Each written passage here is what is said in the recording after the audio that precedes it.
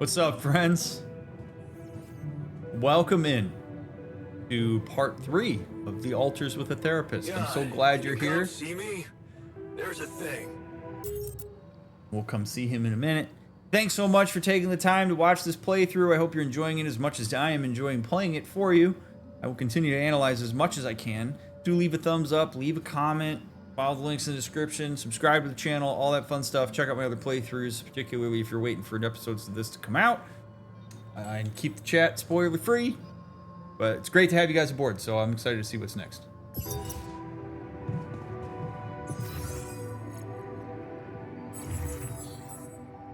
Alright. Each person in the base consumes 1 meal per day. Meals are prepared in the kitchen. Mush provides everyone their daily dose of nutrients, however, it doesn't taste very good. Cooked meals are tasty and will have a positive effect on the mood of your altars. You can learn more about your altar's life and choices by analyzing his life paths in the quantum computer module. Quantum computer conducts an advanced simulation of the possible life paths of the subject, identifying the so-called branching points, moments of life-changing decisions. Analyzing life paths is a great way to gain basic understanding of an altar's character and motivation. So I guess what's really interesting about that, obviously, is that the altar didn't actually live that life. The quantum computer creates it along with the rupidium when it makes the organism. So that Jan Dolski didn't actually live that out. It's just a string of quantum computer anticipated consequences for various decisions such that the outcome produces a version of you that has a skill set that's necessary to solve whatever problems ahead of you, which is fascinating. Modules deteriorate over time, which makes them prone to failures. When a module's failing, it doesn't work properly. To repair a module or repair kit's needed. Repair kits can be crafted in the workshop. It's important to keep the base in good shape. If 5 modules stop working, life support will be shut down. Woof. Stuff started. I'm really hoping that it's only 9 total objects, because Vertera drill. The drill generates a laser beam that allows the melting down of rock formations on the planet. It requires a cartridge. Kitchen. Cooked meal. High quality meal that actually tastes good. Only takes 20 minutes to prepare as well. Need food resources. Oh, cool. So you can learn more about him. Okay. Emotional status. He's angry. Frustration, rebellion. No injuries, minimal radiation, no hunger. I'm cranky after sleeping on the floor. I'm pissed at Jan. He's really irritating.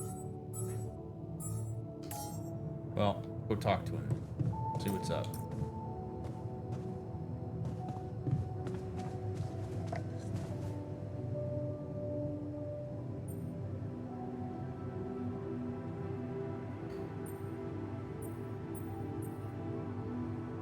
Something you wanted to discuss with me?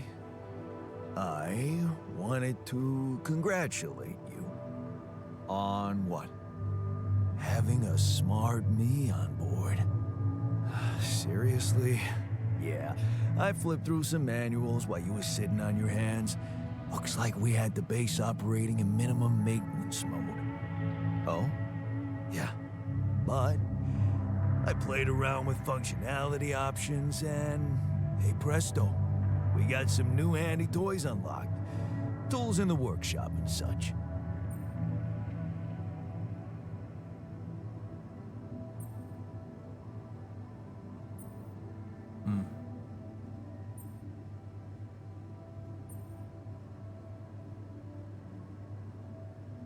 Wow. Oh, thanks. I can't wait to check them out. No problem. There's also some upgrades available in the building module. Sound like something you like to play around with too? Sweet. We could do with some improvements here.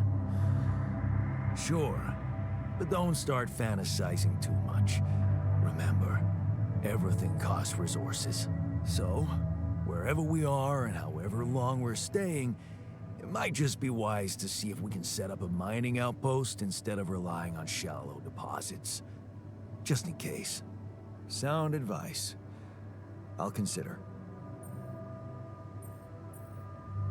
Cool. He seems to respond well to affirmation. Put that. Note that. Hey, I found this. I brought it on this mission, but thought that maybe it could mean something to you too. My lucky old multi-tool. No wonder you took it with you. This little baby never ever let me down. Yep, I thought it might come in handy. Of course, every man of the house should have one. It sure helped me feel like one when the time came. Thanks, man. Wonder if he used that to threaten his dad. Interesting.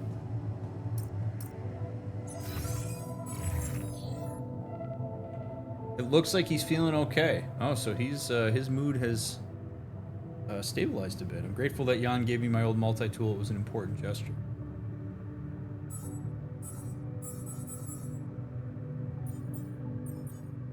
Ooh, you can assign people to...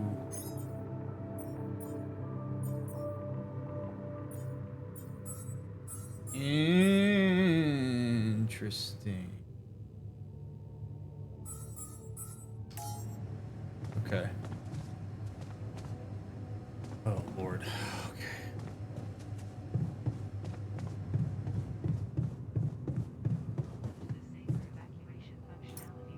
Find a route for the base.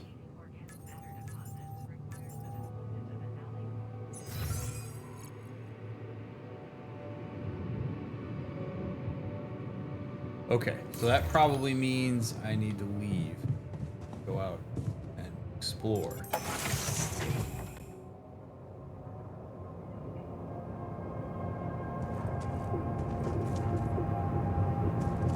Alright, so we'll establish some mining outposts.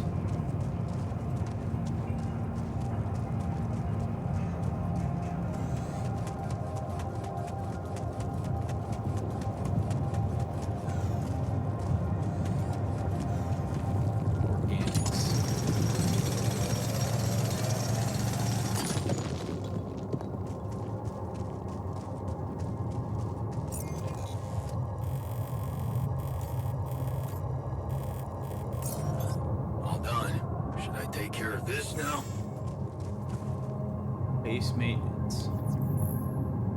Sure. This is gonna get wild trying to multitask all this shit. Leadership simulator.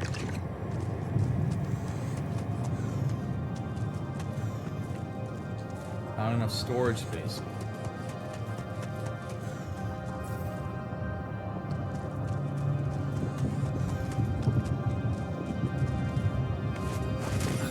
All right. Well, good news.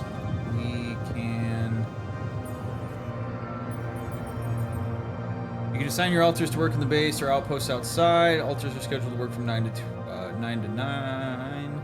However, the number of hours a given altar working, depending on his emotional state, highly motivated altars will work longer, while those in bad mood will finish earlier. You can find the work capacity and number of hours he's already worked that day close to its portrait. Estimation box tells you how much work altars should complete before the end of the day. Okay. We want a mining outpost. But do I want it on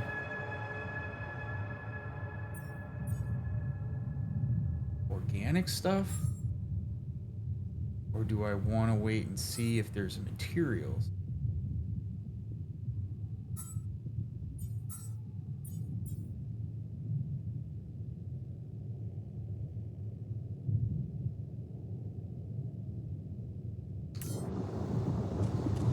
Because blue is organics.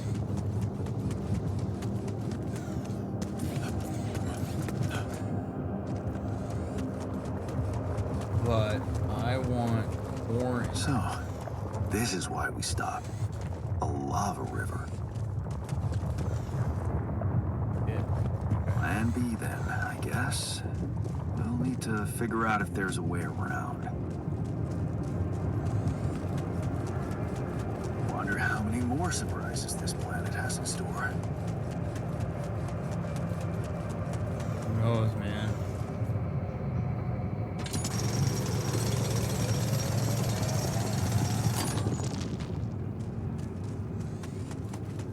very least going to pick these up and get a good start.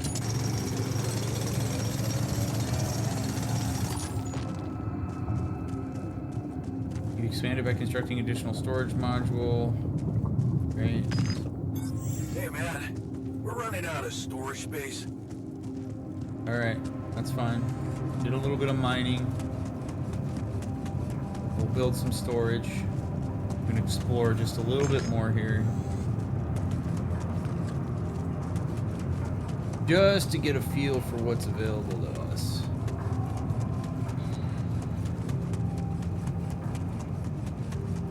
It would seem like... Okay, is this more lava river? It is.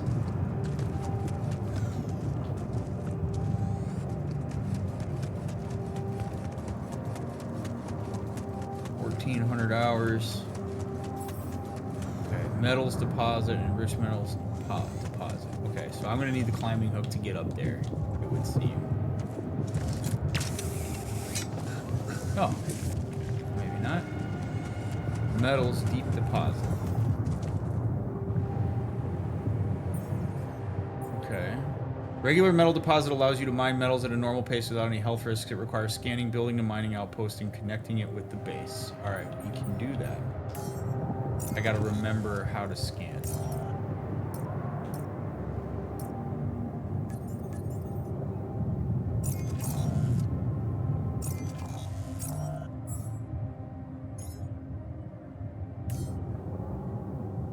Oh my god, I forgot.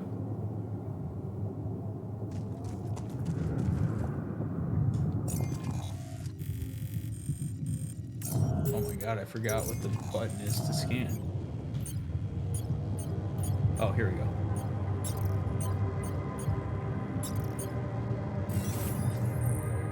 Hold X to send a scan wave. The wave appears as a scan ground and moves towards the deposit. Follow the wave to find it. Cost 1.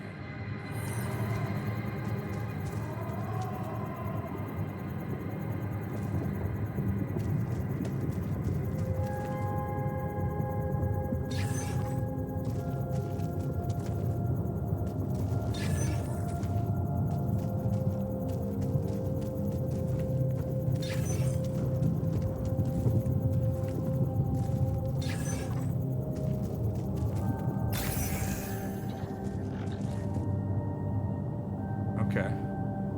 That seems pretty good.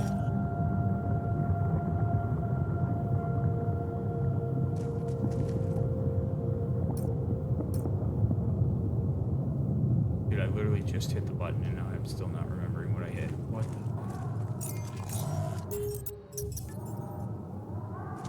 Oh, get it together, Ryan.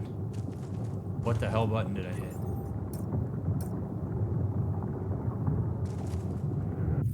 Left bumper. Okay.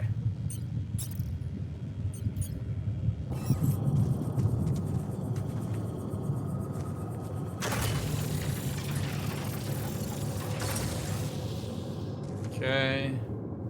Now we build a pylon. Next outpost and fast travel station. Base travel pylon. A pylon used for fast traveling comes with a super charger.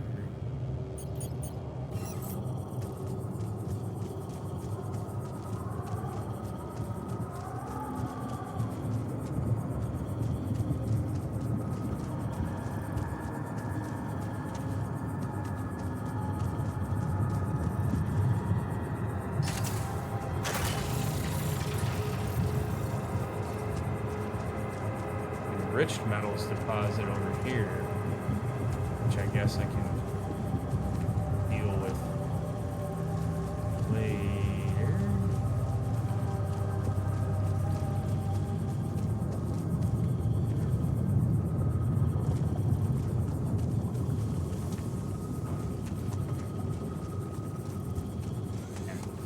Going the wrong way here.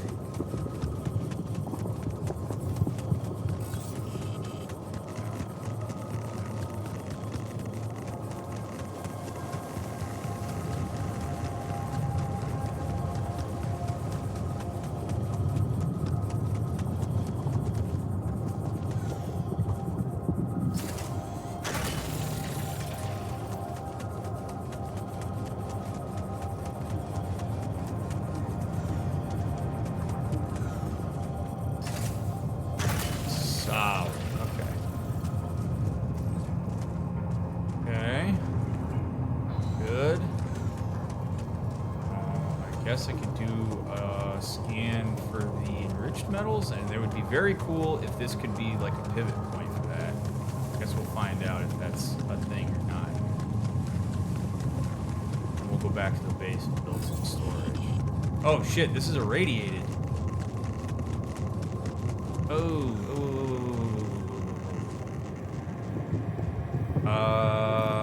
Okay. We gotta make this fast.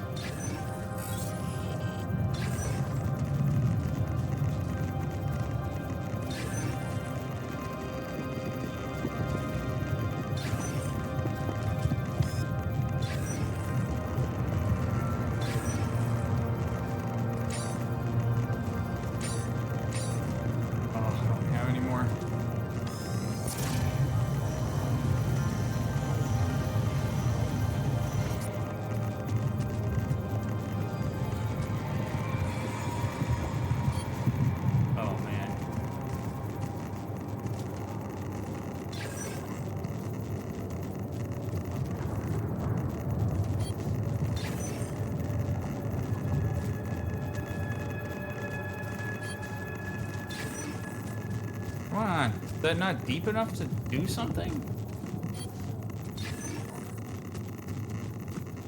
Oh my god, this is so much radiation.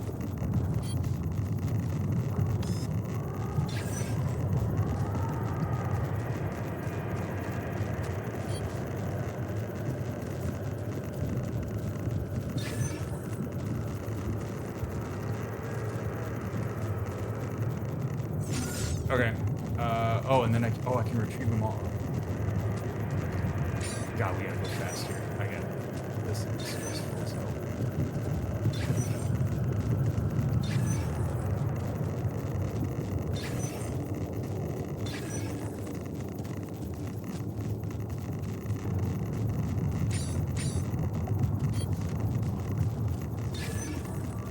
There we go. Okay.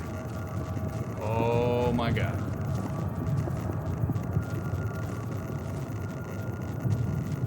Come on.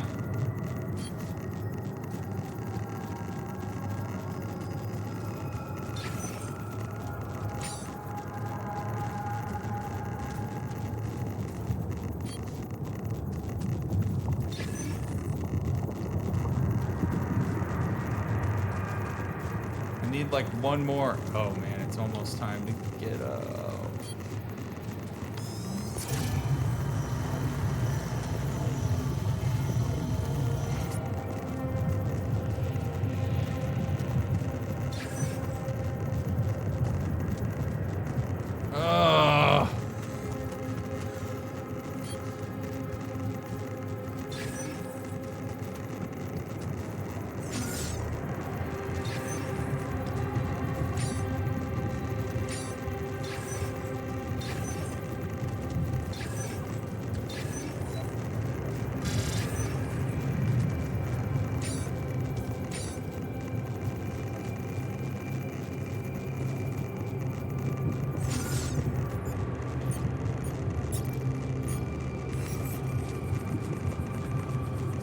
Alright, we'll deal with this tomorrow. Oh, man. It's so stressful.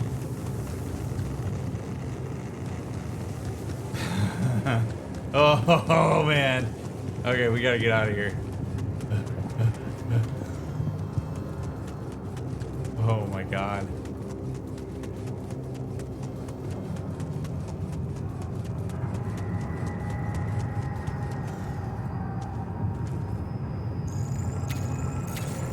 Oh shit, that takes time. Oh god, get in there. Oh. Oh, buddy. I like the new metals outpost. Good. Thanks, man.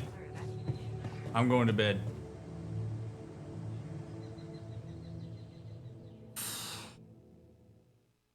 This shit stresses me out, man.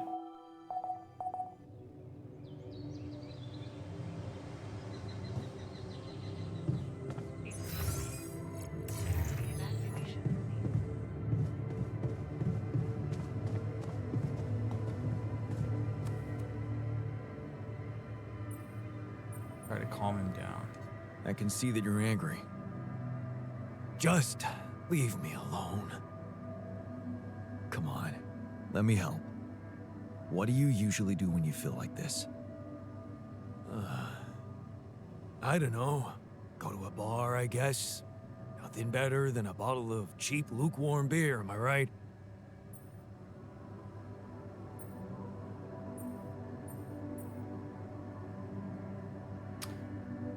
Oh, we're gonna empathize with him to start here. I'm not gonna go into you can't always suppress your emotions. To me, if I go in that direction, I continue to cultivate this idea that I know more about him than he does, and he does not seem particularly open to that, and probably won't be until we build more rapport. I can't come in here and be super preachy with him. I mean, I could. I just don't think it would. I don't think he's going to respond well to it. So sometimes there's utility in empathizing with a person, even if the thing that you're empathizing with is not necessarily something you would condone.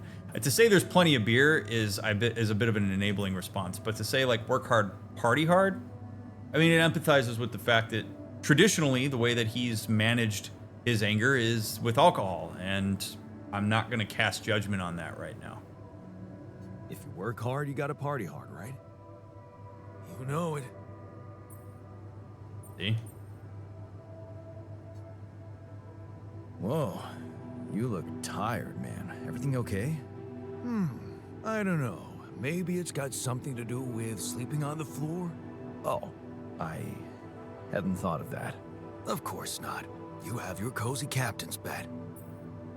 I'll get a dormitory. All right. No need to be so dramatic about it. I'll get you a proper dorm. Sounds like a promise. Yeah, that's probably important. Okay. Place to sleep. Build a dormitory. Alrighty, so.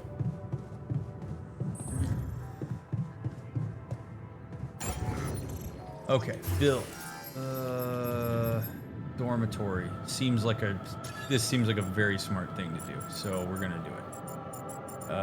We'll make the dormitory go up here.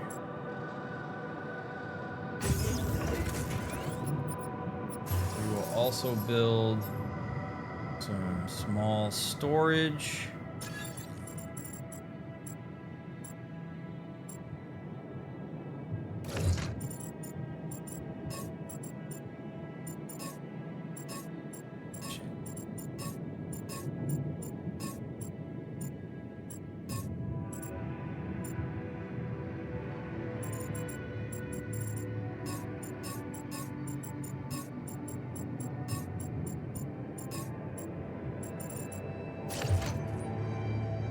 Can't move the fuel module, okay.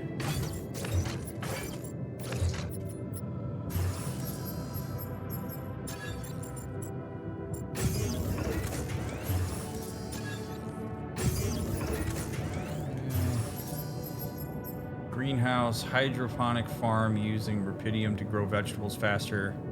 You can forget about eating mush, at least for some time. Research lab suitable for conducting scientific research can only be used by an Allied Corps certified scientist. That's done. Social room, infirmary. That's probably a good thing to have eventually. Workshop. Okay. We have to do research in order to expand the base. That's okay. I think for right now, we're in good shape with that. He should be happy.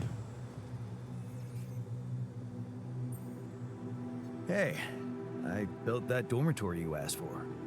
Hallelujah. I hope you sleep well tonight. I'll sleep like a full-fledged member of an advanced civilization. Sweet dreams, then.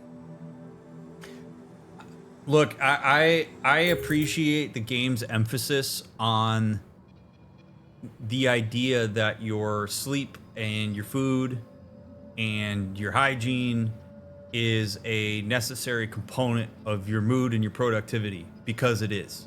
I know this is really cliche for me to say, but there is so much truth to this.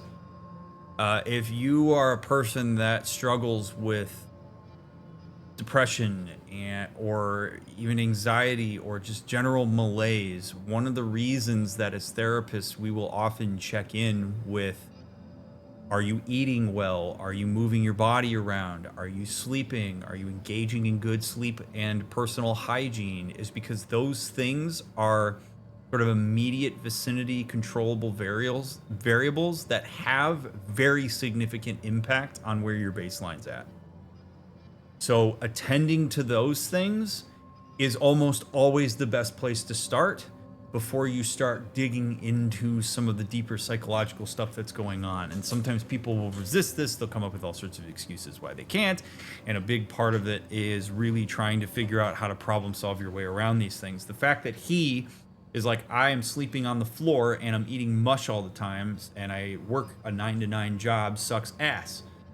And it would help me immensely if I had a comfortable place to sleep, probably somewhere to shower, and could eat some decent food that actually nourishes my body. All very important things. Very, very important things. All right. So let's go back out. Actually, one of the things that we can do is pick up. Okay, we have nothing queued. I want him to work on the metals outpost. Get us lots of metals, and I'm going to go build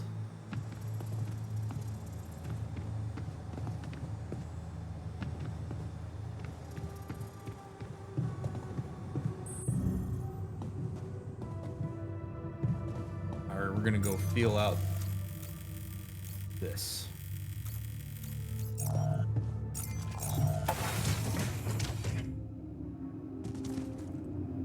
Okay.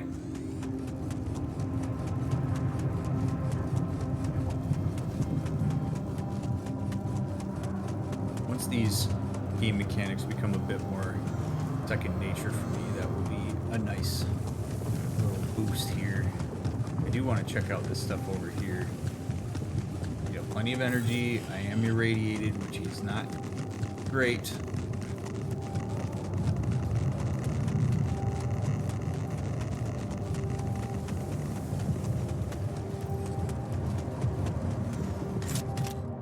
Secret alien. A murderous alien hides among the crew of a space mission. Friendship will be put to the test. Awesome. Another movie. Where to watch it yet, but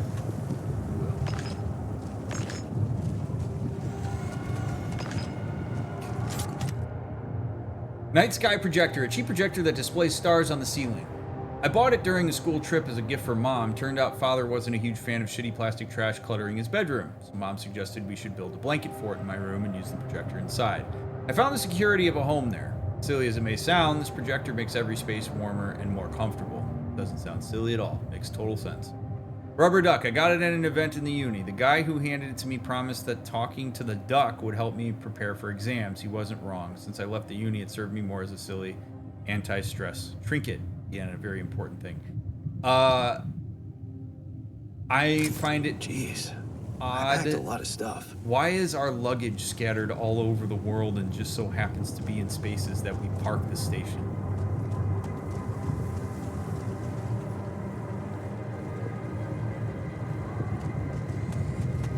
Like, it's like Spaceballs. It's like your Royal Highness's matched luggage, man. I've got drop pods worth of luggage all over the place with trinkets and shit. I'm glad we just happened to come across it. All right, let's get to scanning.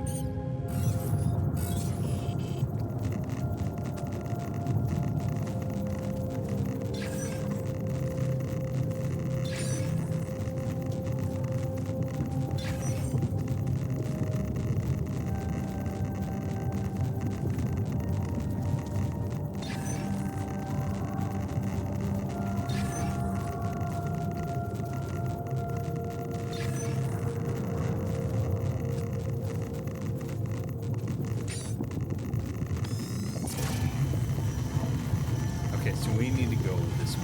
That's what that means.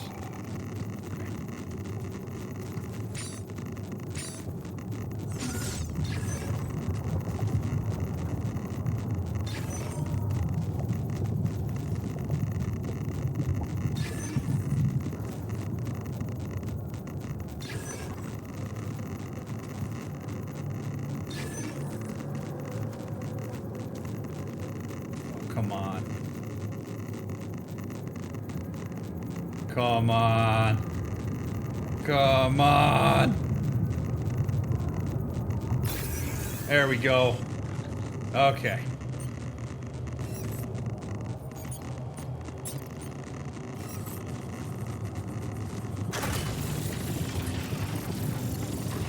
All right. Let's pile on this shit.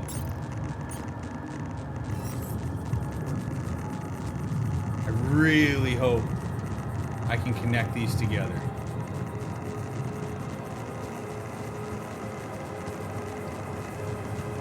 Oh, I can. Oh, that's so clutch. Hell yes.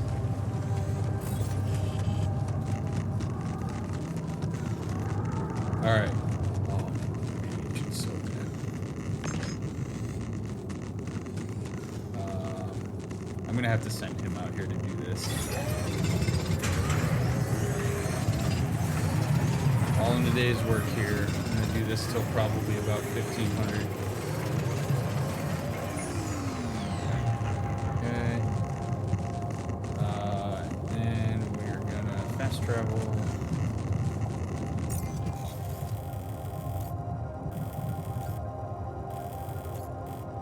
Back to the base.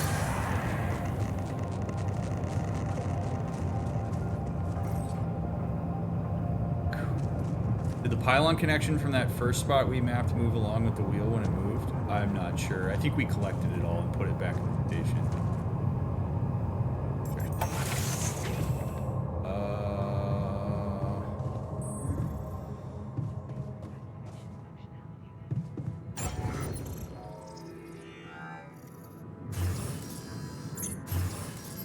Okay. So we need 30 enriched, minerals, metals. Enriched metals are, oh, I guess I don't really need many enriched metals. I might have to, we might pick up some more of those and then we'll go grab minerals if we can. I'm gonna build some more storage. That seems like a good idea.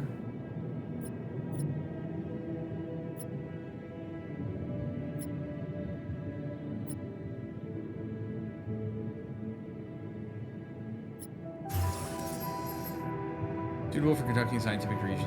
Let me use my ally corps to certify scientists. But seems like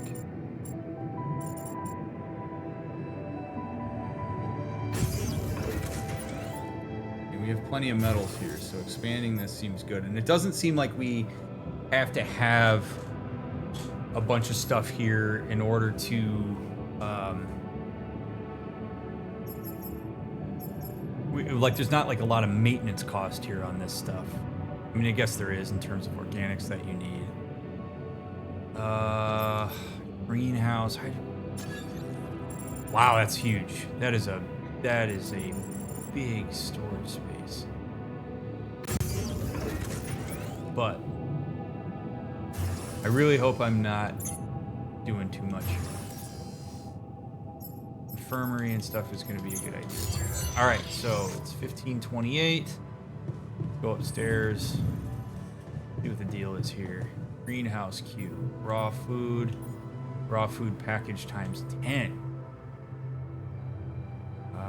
We're currently sitting on.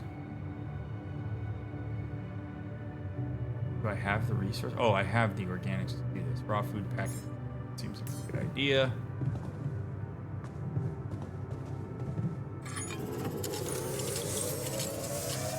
Oh, this takes a long time. Shit.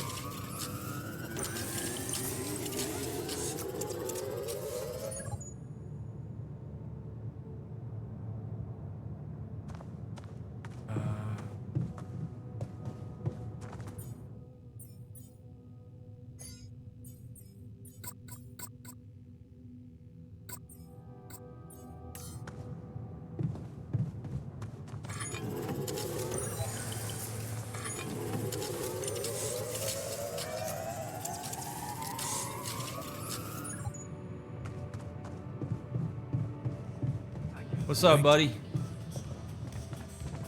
What is this? Oh, it's the dormitory. Oh, okay. So multiple people can be in here. That's good. I don't love that there's a bunch of alcohol sitting around here, but we'll deal with that later. Time to go to bed.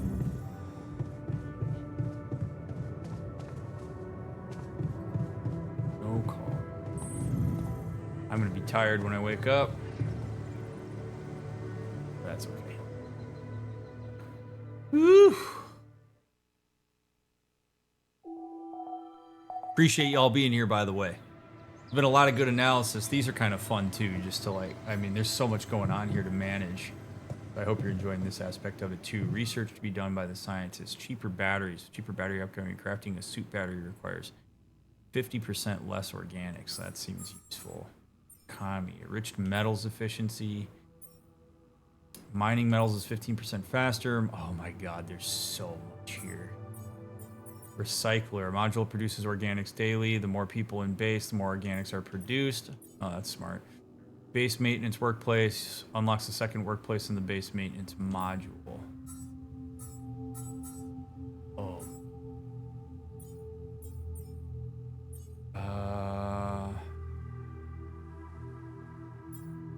Mining minerals, rubidium, and organics is 15% faster. That seems like a really smart thing.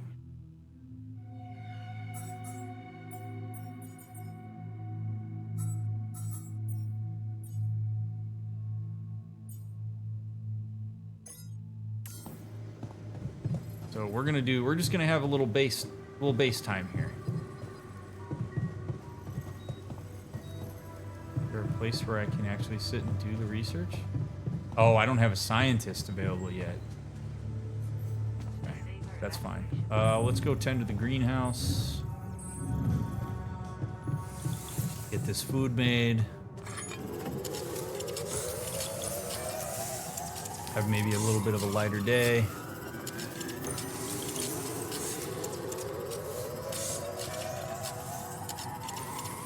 Oh, he gains.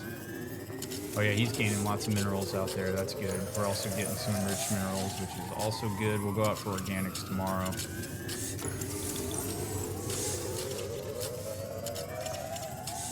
This is so neat. All right, good shit. Get an early bedtime. Let's pop into the kitchen real quick. This is not the kitchen. Running out of repair kits. All right, good to know.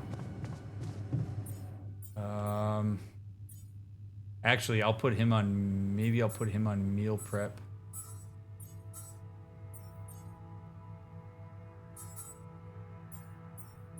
Running low on repair kits. Okay. Well, we'll do some of that tomorrow. I'll move him to a different.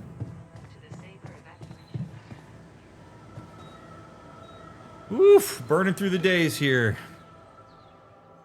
Whew.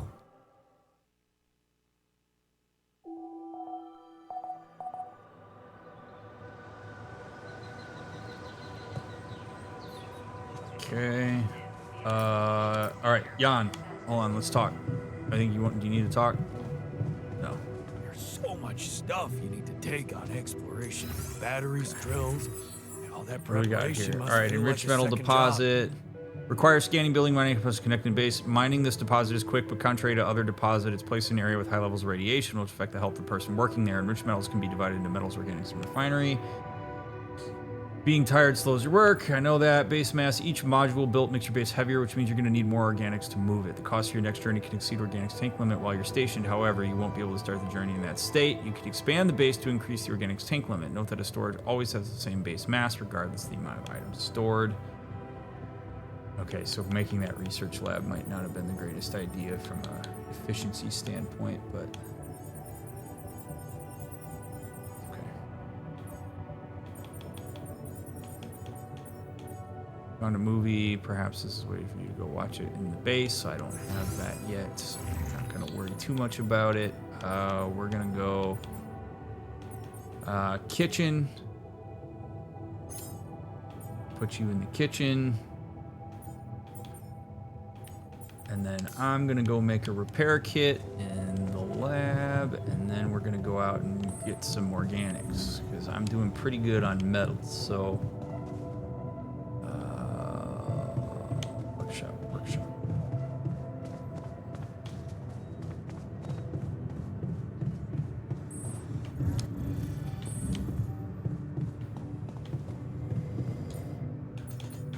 Repair kits. Make 2 repair kits.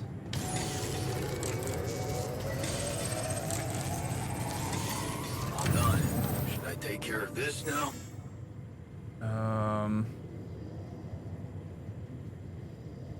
No, not yet. Okay, so the metals outpost isn't doing well. That's actually okay, because I've got 171 metals, so I'm actually going to pull this up, and we're going to go grab some organics, I think. Probably a good idea here. Okay, so how do I get rid of you? Retrieve mining outpost. Why am I so deeply irradiated right now?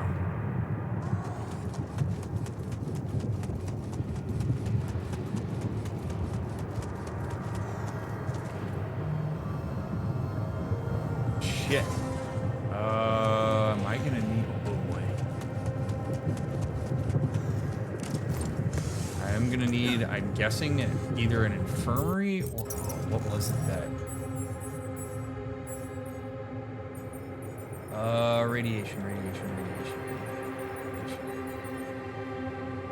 Need radiation filters. Oh shit.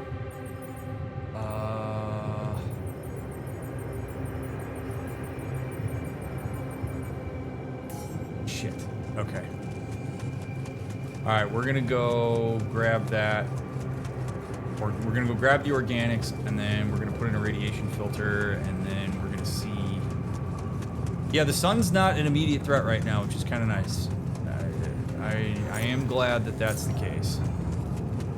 Because if we were already having to move, this would stress me out big time.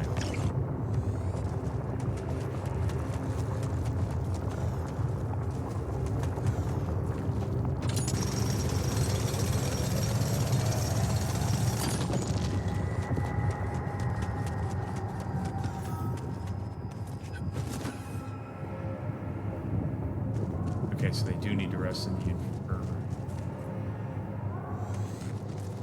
All right.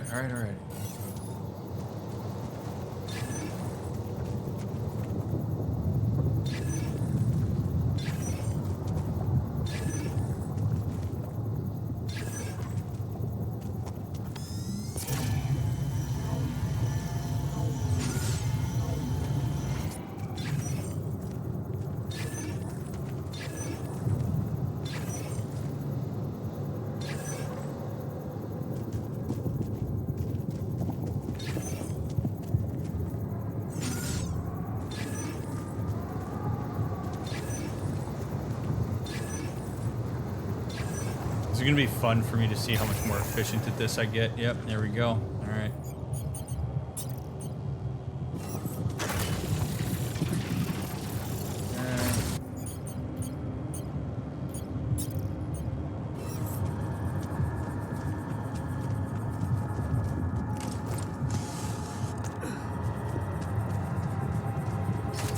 All right, beautiful. I'm so glad that these networks intersect. So we got organics that'll get pumped over. But first, let's see if we can build the infirmary and some filters, because being irradiated is not good.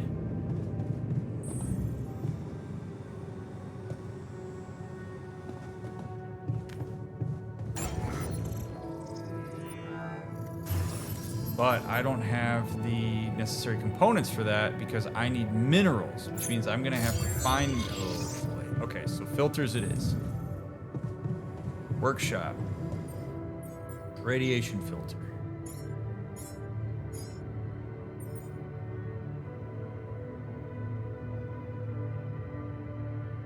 Those melting down of rock formations on the planet requires a cartridge for Earth. Nylon component package ×3 suit battery.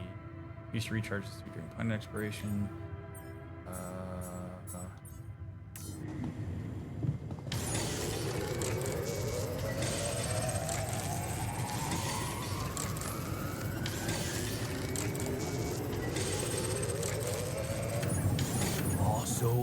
shitty mood? Yeah, can't say I'm in a great mood. Let's go to...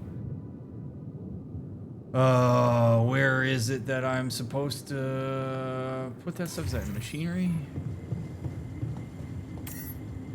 Oh, yep, okay. Base maintenance.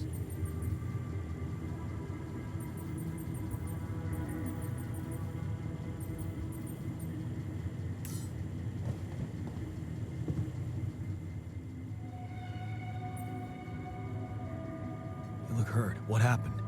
Are you blind? I got too much radiation exposure. I feel awful.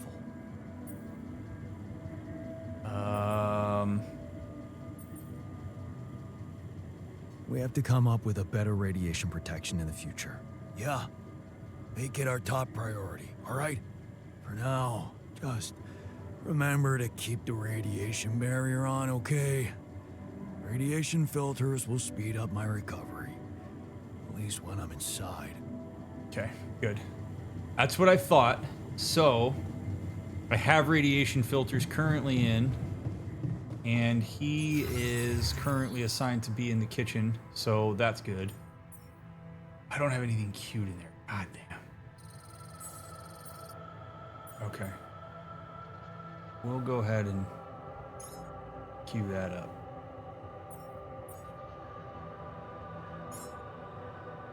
Maybe that'll help. In fact, actually, why don't I just go to the kitchen and do that?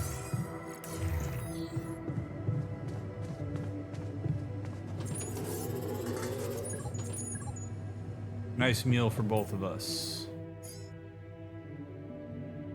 Put 2 of those in, and then some mush. And then I'm going to bed. Okay. Bedtime. I'm really going to try to focus on sleep as best I can, and with the radiation filter, hopefully that goes down. I actually forgot all about that. The sun is far away still. Okay, good. My radiation went down. Technician recovered from radiation burn. Hopefully he's in a better mood as a result of that. Your alters risk getting irradiated in various situations. Heal your alters from radiation. Make sure the radiation barriers turn out some radiation filters in storage. Alters already suffering from burn or heavy burn. They can rest in the infirmary. Can't build that yet. All right, so I gotta explore and find minerals.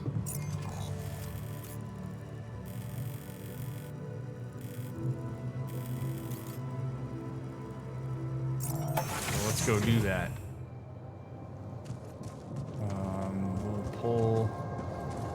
How much organic material do I have? All right, we'll work for a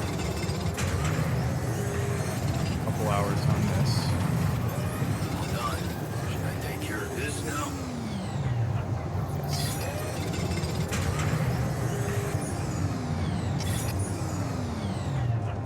Good. Let's make our way over here. There's so much. This is awesome because like my brain is firing on like all cylinders right now, trying to.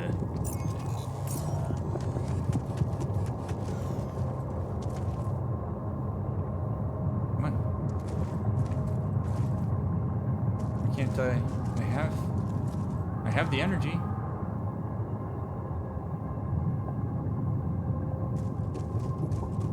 Oh, those rocks are up there, which is probably where I need the laser rock buster thing. But we'll come back to that. These loose rocks look like they might be passable. If only I had a tool to drill through them. Yeah, okay. We'll deal with that after we go into this area. Maybe there's some rubidium in here. That would be neat. Oh, yeah. All done. Should I take care of this now? Enriched metals outpost? No.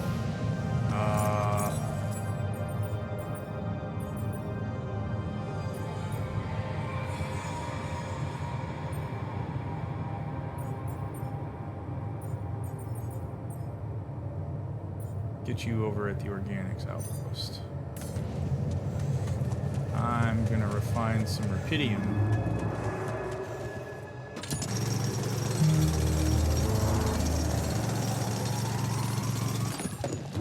That takes up a lot of time. What is this noise?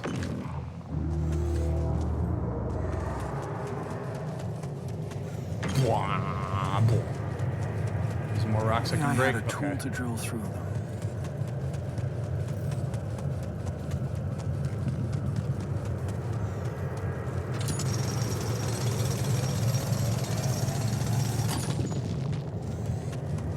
All right, we got lots of organics. We're gonna have to build that drill. I wonder if I have enough time to build that drill now. And we can take it out tomorrow.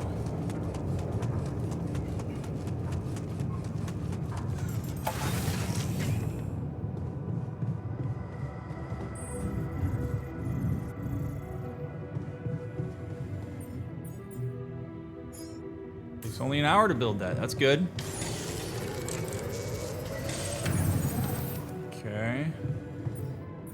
Drill cartridge. Cartridge for the drill that's used to melt down rock formations. That takes an hour. Cool. Beautiful. 1840. We'll go answer this call and then...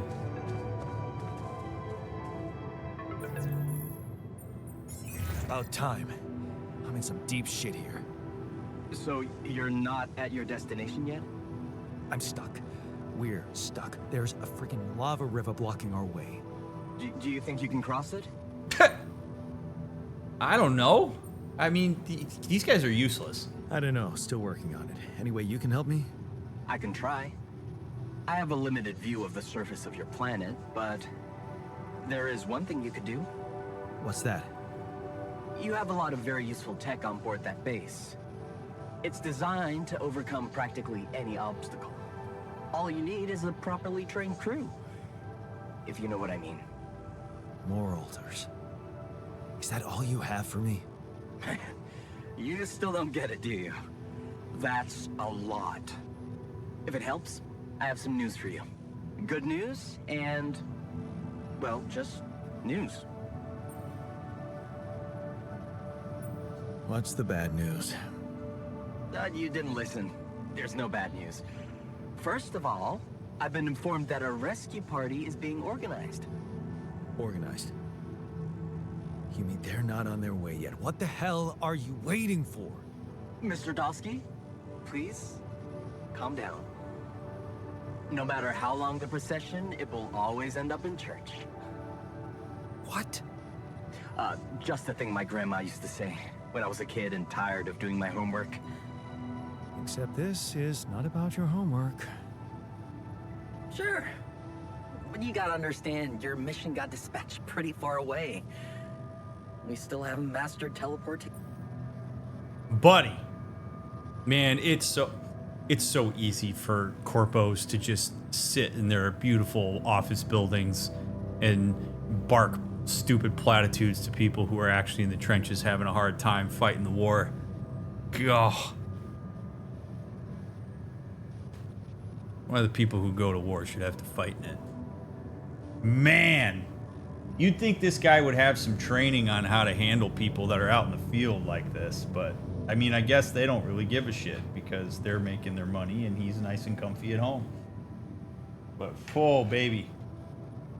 If you're Jan here, you do have some leverage by virtue of being the one who's out here doing stuff. You could start to withhold information from him if you really needed to.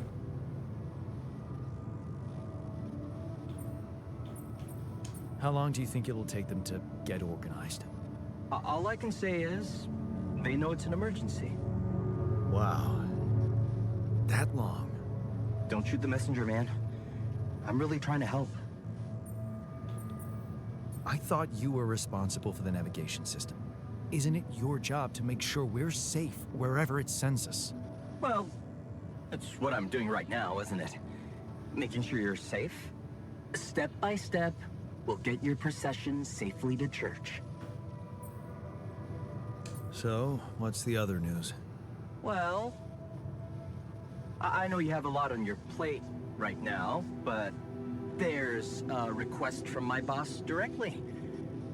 Before we get you out of there, we want you to retrieve as much rupidium as possible.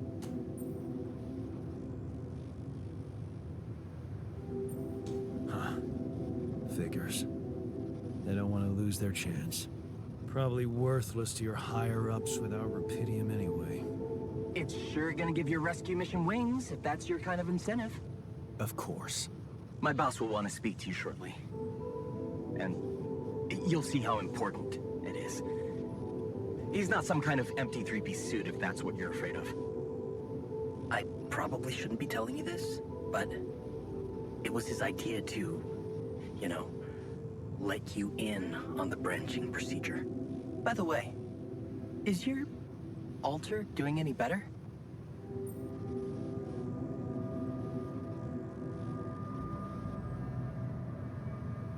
So you might hear that and think to yourself, oh wow, so I'm worthless to them unless I have rupidium. But that's an important vulnerability. I mean, he has inadvertently told you what their vulnerability is. We'll come rescue you if you get rupidium. Or I'll withhold rupidium if you're going to play that way. Like, he actually has leverage because the company... If the company is willing to leverage rupidium for rescue, it means they don't have rupidium on standby. It means they don't have another expedition that's just chunking that rupidium in over and over and over and over and over and over again, such that our expedition is worthless to them. So you hear that and you go, we're going to file that away. You don't dangle something like that out there where he's trying to make it sound like it's their leverage if you are flush with it. So we have the ability to withhold information and resources as a means to at least try to strong arm as best we can. I mean, it's a really delicate situation though, because they might be able to hold out longer than we can until we balk at it. Like, and that's a game of chicken that's not going to be particularly fun to engage. I actually wish I could say to him here, don't worry about it. All processions lead to the church. Like, I really wish I could take that and chuck it back at him. I realize he might just be the messenger. He might be the corpo middleman that's trying to handle both. He's trying to straddle the line, right? He's got to be, he has to pander to his superiors, and also there may be a part of him that genuinely wants to help us. And I do think that we can throw some of the ways he's not helpful to us, even if it's just, you know, chucking a platitude back at him. Like, oh yeah, well, getting along, all processions lead to the church. I think somebody once told me that. I think you could throw a little sass at him. Yeah. We're getting along pretty well now. Thanks. That's very good to hear. Is this about you wanting to talk to him again? No. No, none of that. My boss put it out of my mind. That's not to mess things up even more. So, you admit it's a mess. Nice. What? No, we just... Nice. You know what? I'm not commenting on that. Talk to my boss about it. Of course you're not. Of course you're not. Tell me more about this boss of yours. You mention him a lot. He's the head of mining operations. Great mine. Very open. You'll see. Doesn't normally do this, you know. Talk to people on space missions in person. Oh, I feel so blessed. You should. He saved your life, in a way. Surprised you can articulate yourself so well while you're gagging on his dick, dude. Jesus. What's gonna happen to my altars back on Earth? I don't know. I'm sure my boss will think of something. He always knows what to do. You either really trust him or you're very good at not saying anything. Maybe both. I'm not a natural talker. Ever tried working on it? With a professional? Not really. But my sister wanted to be a therapist, and she practiced on me when I was 5. Oh? And how did that go? She turned to breeding hamsters.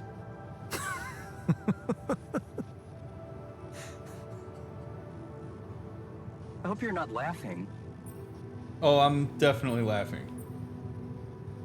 Ooh, can we get info? Can we squeeze info out of them?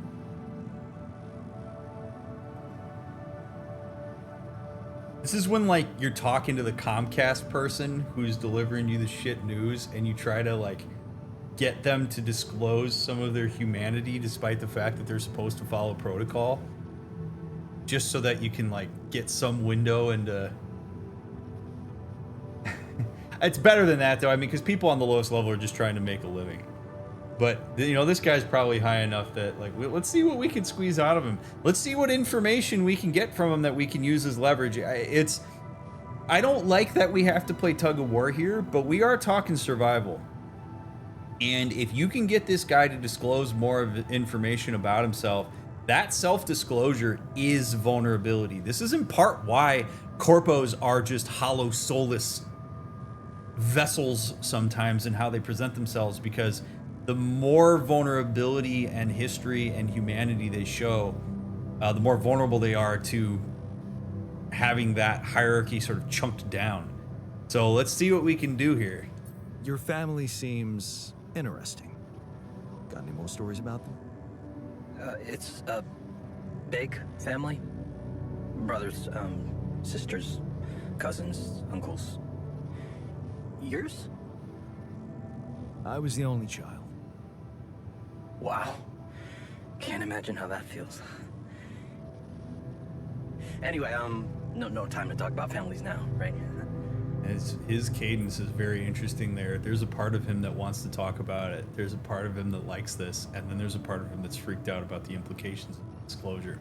So we are, again, with survival being my primary directive here, there's a little bit more flexibility to try to wrap certain people around your finger so that you can leverage it to your survival. I mean, again, I don't like that I'm in this position, but they're also not being particularly helpful. They want to play that game where they're going to say, bring Rapidium or we don't send the emergency crew. Well, I'm going to do what I have to do in order to get us to connect so that you feel strongly about maybe trying to push back against the higher ups, so that you are maybe compromised here in a way that I can use to my advantage. Gotta play the game here. Okay. I better get back to work then. Yes. Just remember about the Rapidium, Mr. Dolski. And wait for contact from my boss. New branches and possible alterations are available in the quantum computer.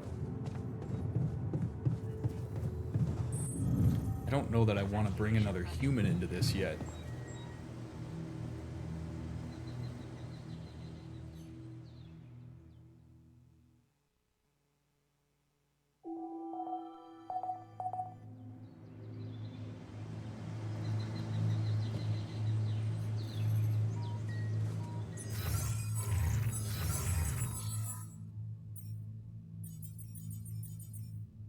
Okay, so we have the drill. I kind of want to do that first. He's angry. I'm irradiated. It hurts. I'm afraid and angry. Shit. We not have filters going? Such as mining outposts.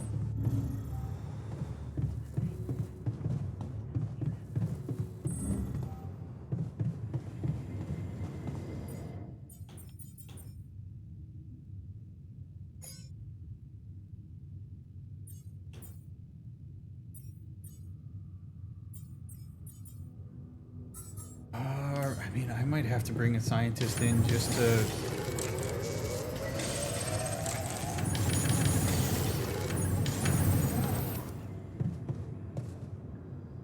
Yeah, I'm gonna have to talk to him. Get rid of you.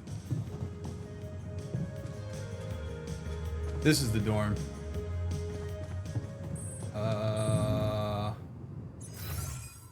Where are you at, dude? In the organics outpost.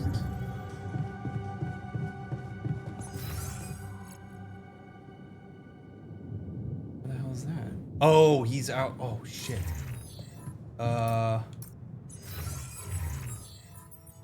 I want you.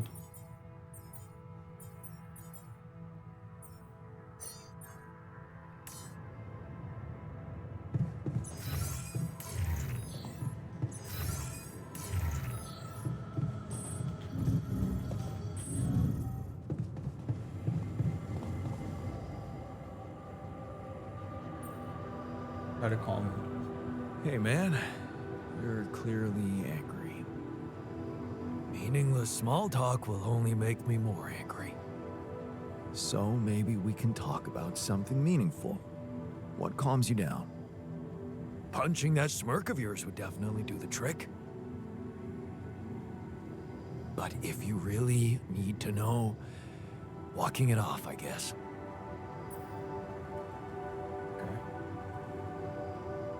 He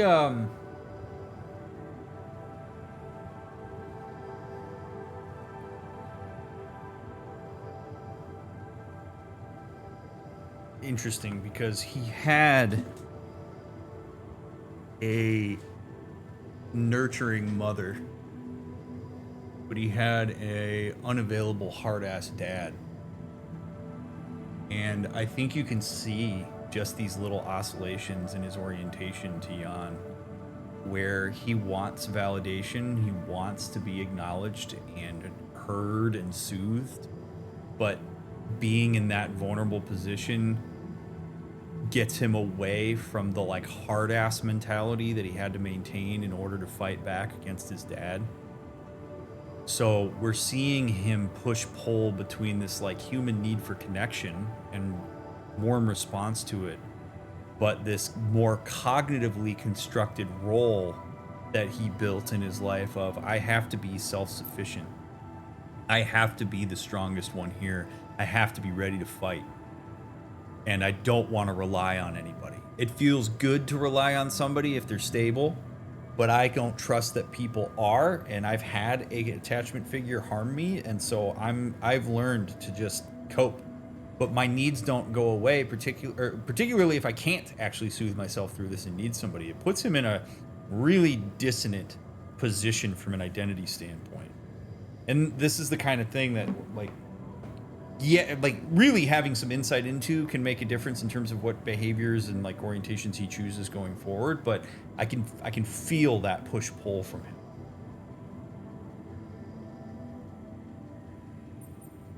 Maybe you should punch me.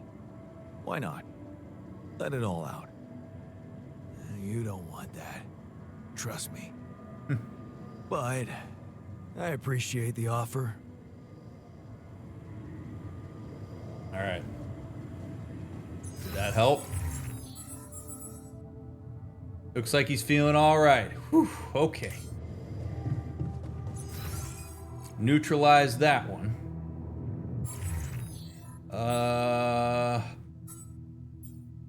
Oh man. All right. Let's go drill those rocks, and then we'll bring a lab guy in.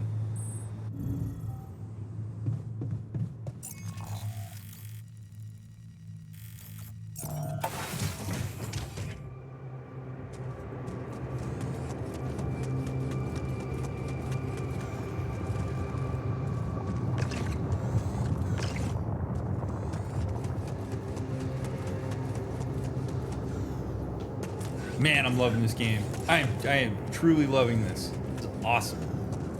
All right. So, how does this work?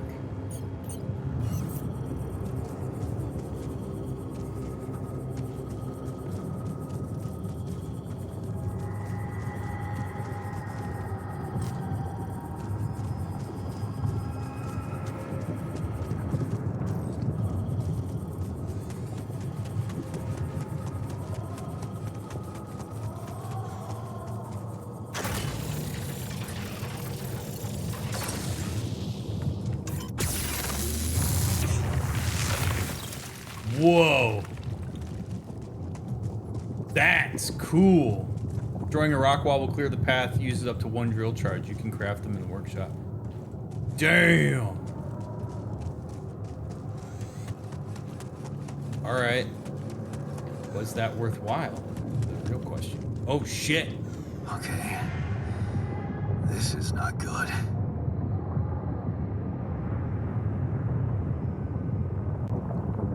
We are surrounded. Wow. Damn it. So much for Plan B.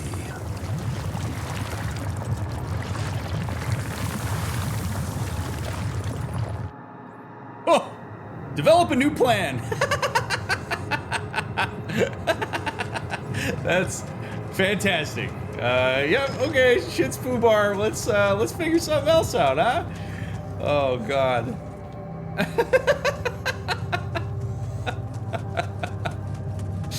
Oh man, alright. A rupidium deposit. Holy shit. Alright. I am honestly, rupidium's not a priority for me right now. All done. Should I take care of this now? Enriched metals outpost? No. I mean, the rupidium's going to be helpful, I guess, for developing altars, but I just don't know that I feel strongly about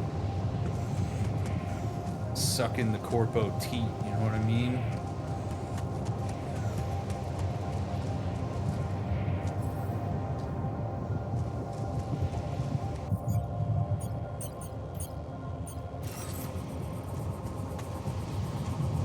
Where's the spot?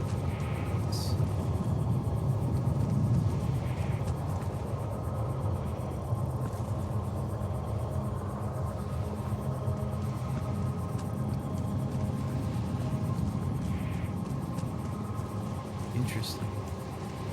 So it's not even that we can necessarily.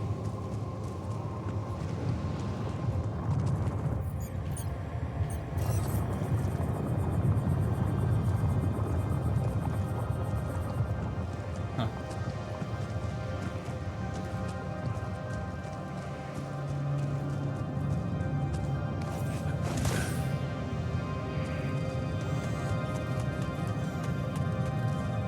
Okay, so I could bust that rock up.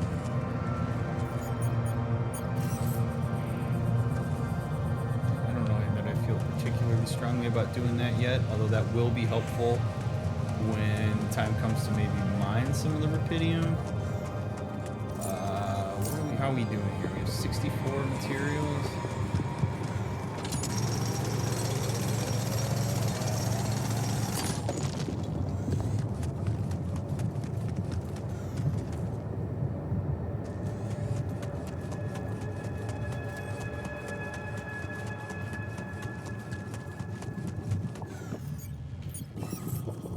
Yeah, see, there's nowhere. Huh. Alright, let's get back to the base. And let's look into bringing another altar in.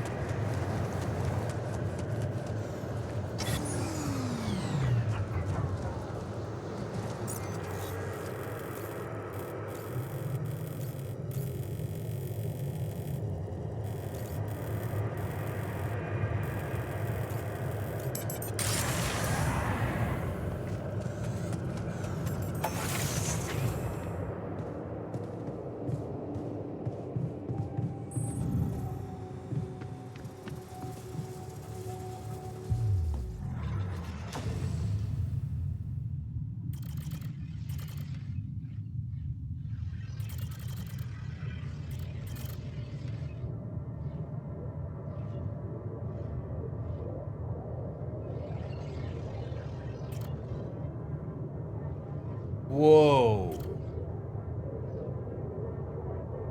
Break the pattern. Guard. Disciplines altars in the contemplation. Scientist can research new technologies. Whoa. Holy shit. Doctor. Shrink. So you can bring a therapist in. Nice. Ha! By the way, I'm in no way, shape, or form offended by that word. I don't give a shit. People ask me that all the time, like, how do you feel about the word shrink? Who cares? Okay, so scientist seems like a good idea, but I can't do that one.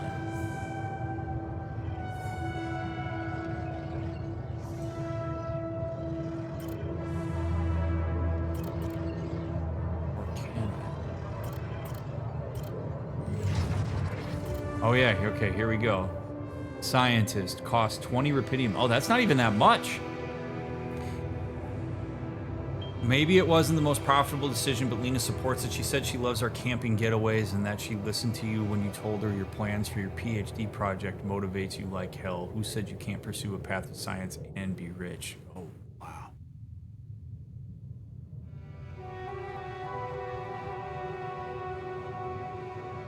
That seems like the right guy to bring in.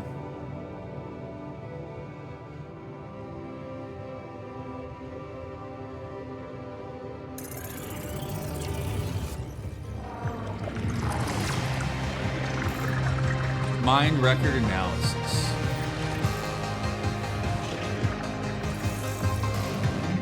Branching in progress.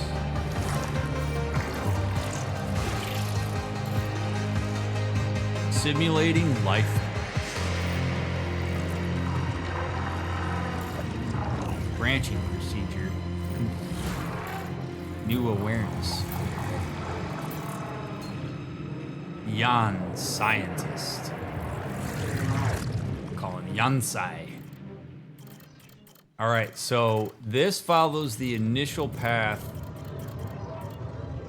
of finding Lena, looking for a new opportunity, and then instead of working for the private company because you wanted to be rich, you said, I'm going to be a scientist. Research comes first. You gave Lena a wave as she walks you to the bus for the airport. She's gonna be fine. It's only a few months and she's been busy with her own project anyway. You love the way the two of you can give each other space. Of course, it would be great to move out of that student's dorm already, but research comes first. Always. All right. So Lena supports this decision. They're able to do long distance. Cool. Drifting apart. The equations on your blackboard stir mixed feelings in you. The result is not what you expected, but on the other hand, you feel that familiar tingling in your stomach. You may be onto something completely new here. Oh shit, you completely forgot about Lena. She wanted to come pick up her things from your place. You need to call her and postpone. Whoa. Okay. Rather than like cast any kind of judgment on this, we'll just talk about how, like, this happens. When we talk about attachment, we often talk about attachment as being related to a person. But attachment can also manifest itself in processes and things, even concepts. At its most abstract. This was always a fun lecture for me to do when I taught human development, and I always felt like I kind of lost a quarter of the class when we would talk about this, but I think it's important. At its barest bones, when you find a level of investment and connection to a process, in this case like research, and it becomes part of your identity and you feel this strong sense of connection to the novelty, and it becomes this reliable process for you that you consistently get reinforcement around it being like, you get essentially get rewards constantly, whether constructed by you or actually there. The consistency, stability, and reliability of that can become the thing that you transfer some of your attachment to. So Lena no longer is the primary attachment. He's not proximal to her. He's sufficient away from her. He experiences a high degree of investment in this for whatever reason. It becomes the thing that you prioritize. You deprioritize your relationship. Now, many people are quick to judge that and say, wow, what a dick. You invested yourself in work instead of your girlfriend. That's shitty. And yeah, it may be hurtful to the relationship into Lena. Lena also being a self-sufficient adult who's not particularly reliant upon Jan, at least as far as we can tell, is perfectly capable of making a decision about what that means for her. And perhaps she did. She's like, you know what? I'm not going to be in a relationship with somebody who deprioritizes me and has a stronger attachment to work than they do to me. I don't deserve that. And that is perfectly okay. Perfectly okay. But this can happen, and sometimes it happens in a way that's healthy, where Jan's like, you know what, it's fine. Scientist first. This is more important to me than any relationship. The only exception to this is if you have children. You decide to have children, you got to be there for your kids. You got to be there for them. You have children, and then you just pawn them off to caretakers, and you never take responsibility for them because you're invested in your research or work or whatever. That's shitty. But in terms of like an adult consensual romantic relationship, a little bit different. So this happens. Sometimes people get so invested in the consistency and reliability of things that are unhealthy, such that they burn out, or they engage with objects such as drugs and alcohol or any other thing, where that becomes the consistent, stable, reliable force, which we've talked about in previous episodes of this, and then they connect to that, and then that destroys your relationship. But so this is a guy who's super passionate about the work that he's doing and is willing to let his relationship go by the wayside as a result of that. Okay. Not going to cast judgment on that because we don't have enough information around that, but this certainly can happen. A breakthrough. This is it. You knew it would be a breakthrough. First the grant, and now a serious investor. How about enlarging the team? Getting an office, maybe. And the new set of clothes, you can't go on looking like an underpaid postgrad student. There's going to be a lot of business meetings ahead of you, Jan. Oh, so he's done research on rubidium.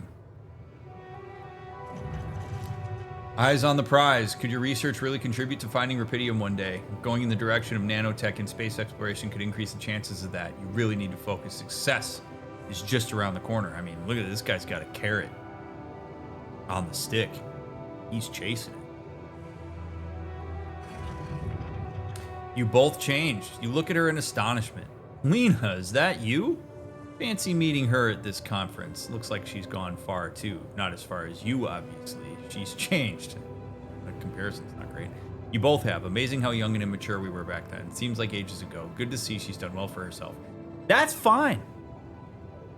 That's great. The fact that they can run into each other later on in life and appreciate the branches, no pun intended, that they each took in their life after their relationship dissolved, that's wonderful and healthy. Not all breakups have to be venom and ire. There are healthy breakups. There are breakups where you can acknowledge that the relationship served a purpose at a particular time in your life for each of you. And while it might be some kind of higher level conceptual bummer that it didn't work out, we can also appreciate the successes that we've each found in the aftermath of it. You're not required post breakup to like hate your ex. You're not required to hope that their life sucks after you. Like, you can break up with somebody and sincerely hope that their life works out in a meaningful way without you in it. And I really believe that's not talked about enough. Even good breakups are painful. But this is a beautiful moment. Also, this is really reflective, I think, of a level of self-actualization and esteem that you can have this kind of moment. Where you can, in some ways, it's reinforcing of this was maybe the right decision for them. They're both successful, they're both doing well, and they can acknowledge that. It's great. I love that. 34, the pinnacle. And you notice there's no regret there. He's like, it's fine. You read the contract over and over again. Ally Corp, space mining missions want your tech on board. This must be the pinnacle of your career. You've worked so hard for this. Well done, Jan. Now, let's get to work. Okay, so we got a real, like, this dude works hard. Getting on board. The data seems inconsistent. What could the reason be for those failures? You've gone through it with the whole team and still something's missing. Your tech is well tested. Maybe it's not being used properly. You've heard rumors that in your race for success, Ally Corp's sending just about anyone on those Dolly missions. Maybe they need you on. Now, there is a fine line between discipline combined with motivation catalyzing each other into being super task oriented and investing so much of your identity into something that is not clear cut like science that you maybe start to associate failures from a scientific standpoint to you being a failure as a scientist. But important to remember that scientists, failure is part of the gig. Failure is part of the gig just in life, but like even research that doesn't produce good findings can still be useful. So you got it. This is one where, I mean, when I sort of worked in the academic sphere, you can see a lot of this where people's research isn't going the way that they're expecting it to, or it's not being operationalized in a particular way, and they deeply personalize it because you invest so much of your life in it. You got to be careful about that. Project Dolly, just one final radio check and you're good to go. Time to sort this mess out in person. All right.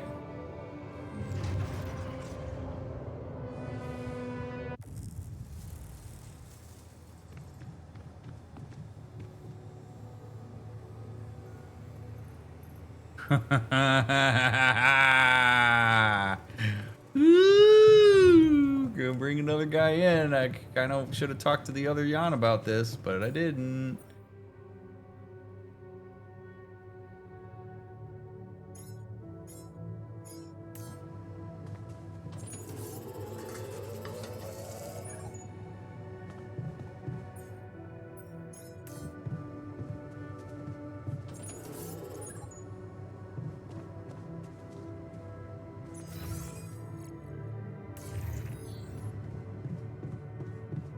Let's go talk to him and see if maybe he's got some thoughts on this. What's up, big guy?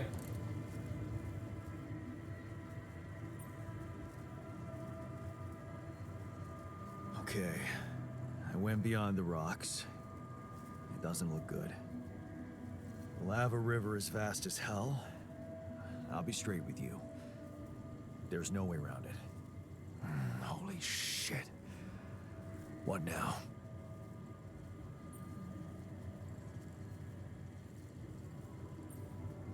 I guess we need to get across somehow. Any ideas up your smart-ass sleeve? So now I'm smart, huh? Still, even I might not be enough. But a smarter version of us? Yeah, he could do the trick. The scientist. He could look for a solution in that research lab you built. Okay, let's give it a go. So he is aware of what options are available. That's interesting. I wonder if he also can peer into the quantum computer.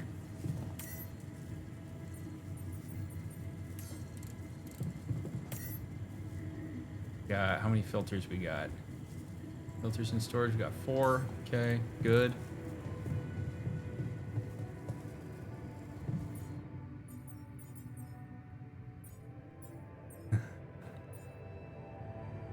Man.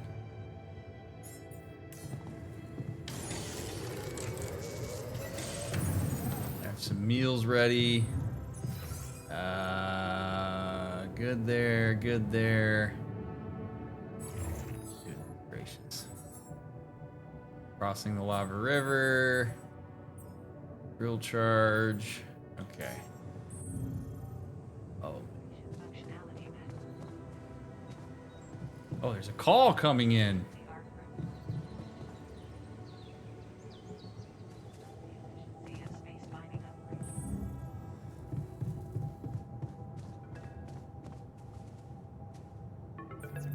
Maxwell. Hello? Jan Dolski. Finally. I've been impatient to meet you. Yeah, sure. You that big fish Lucas was mumbling about? Terrence Maxwell. But yes, I am both his and your superior at mining operations. First of all, my heartfelt condolences. Losing the whole crew must have been hard on you.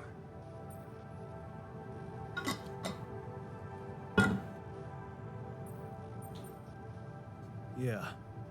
I still can't get over it. Their families have been informed.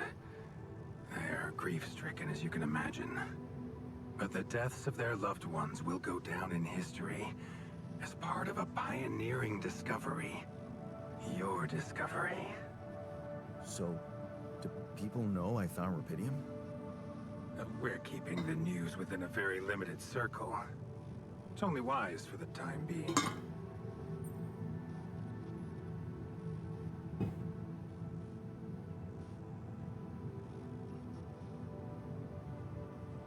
I'm reserving judgment on this guy until we get more info on him and how he interacts. I tend to have a biased predisposition to not really liking corpo authority figures. Because generally, I believe that in order to occupy that kind of position for the amount of money people like him often make, there's a part of you that has to hollow yourself out and disconnect yourself from the empathy of the human condition. So I tend to take issue with that. But I say this out loud because it's important to understand this, because that bias creates projections in the way that I interact with him and the way that I make assumptions about what he's saying to me. That's not necessarily fair to him. He is Schrodinger's Maxwell right now. I don't know if he has my best interest in heart or if he has the interests of the corporation at heart. Doesn't mean that I'm going to immediately trust him, but it also doesn't mean I'm going to immediately dismiss him. And this is, I think, a very important skill for all of us to work on constantly. You will always have bias. Anybody who tells you they don't have bias is lacking a level of self-awareness that should make you go like, don't know that I trust you if you're going to say you're not biased. We all have bias. And it's not about necessarily dumping it, though that can be helpful. It's more about understanding your bias, critically evaluating it and understanding the way that you project it onto certain people so that you can work with it in a meaningful way. So bias is not a dirty word. It's not an evil, horrible thing that you have to stay away from. It's something that you have to actively lean into, understand, and then bring a level of conscientiousness to it. So for me to give Maxwell a sliver of the benefit of the doubt, I have to acknowledge that bias. And I have to be aware, I have to look for the data in the interaction I'm having instead of making a bunch of assumptions. Yes, I got to protect myself, but it's not fair to go to either end of the bell curve on him yet. We got to feel him out. Of course. Yeah. No reason to get everyone hyped up. Might still fail. I can see you're a grown man, Jan, and you understand the stakes. I don't want to put pressure on you, but failure is not an option. That's why you had me create my altars? You'd rather let me lose my mind than lose the rupidium? It was a long shot, I admit. But we were saving both. Rupidium and you, Jan. Do you think it was a mistake? And in that order. Oh, well.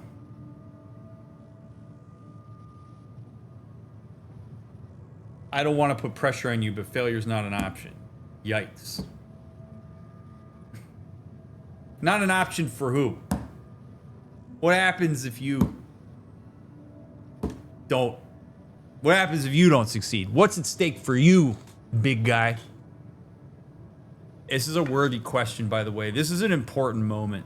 Because if this guy's a bigwig, very important that we establish a vibe here that we are not to be messed with. That, like, you don't get to just throw your weight around at me and expect that I'm going to yes man you. So you tell me failure's not an option, tell me why.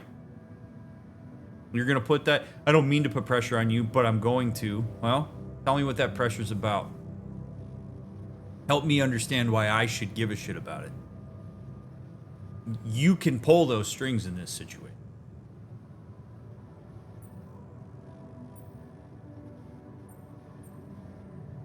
I think you're bullshitting me. What if I hadn't found rupidium? You'd never go to such lengths to save me, would you? What if? People like to use that phrase a lot, don't they? Well, you can actually learn the answer to that question. Many would envy you. Let's just get one thing straight, Maxwell. I know you expect things of me, but I'm no hero. Ah, heroism.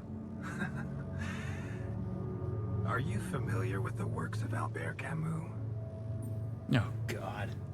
Oh, God. Okay, so this is what I was talking about in terms of getting information. So I say to him, if I didn't find Rapidium, you wouldn't give a shit about me. That's actually a pretty vulnerable thing for me to say. The answer that I would have most respected is an answer that is direct in either direction. Had he said to me, nope, probably wouldn't have sent anybody after you without the Rapidium. Probably would have left you to die. I would respect that answer as much as him saying, you know what? Totally fair that you would question that. We would send people to you. You may have a hard time believing that. It's not my job to convince you of that, but I would have sent people after you because I care about people on that mission. I respect both of those answers.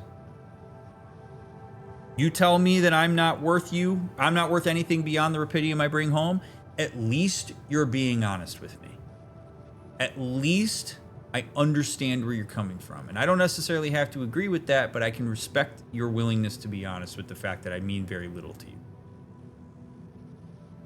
And this, I think, is a great failure that people have because they get worried about taking a stand on things and try to toe the line because they either fear that if you take a stance, people aren't going to like you, etc. The reality is if you try to pander to everybody and give non-answers all the time, you end up not really connecting with anybody. People are generally not going to respect that because they don't trust that you're ever going to give an answer. They trust that you're going to be dodgy, which increases the uncertainty and adds to the anxiety of every interaction you're ever going to have. So when he gives me a complete non-answer there, he has now lost buy-in from me. I am now using that information to start forming a level of judgment here of like your willingness to not even be honest with me means that I don't know that I can trust you. You don't even empathize with the reasons why I wouldn't trust you. Maybe because your head's so far up your own ass, or you don't possess the skill of empathy to get there. I don't know. There's a lot of questions here. But that tells me a lot that you're not willing to answer that question when I express a degree of vulnerability about my role relative to you in this mission. You want to wax poetic about some freaking philosophical artist, writer guy right now. Don't love that. Hi. Can I help you? Can I help you?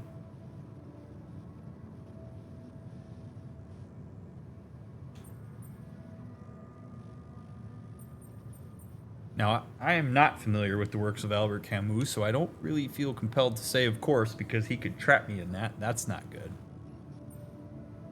Well, let me play dumb here. Let's see where you're going with this. Albert who? A great writer and philosopher. Camus believed heroism was easy, accessible. For him, it was living a normal man's life that was a true challenge. Being decent. Doing the right thing.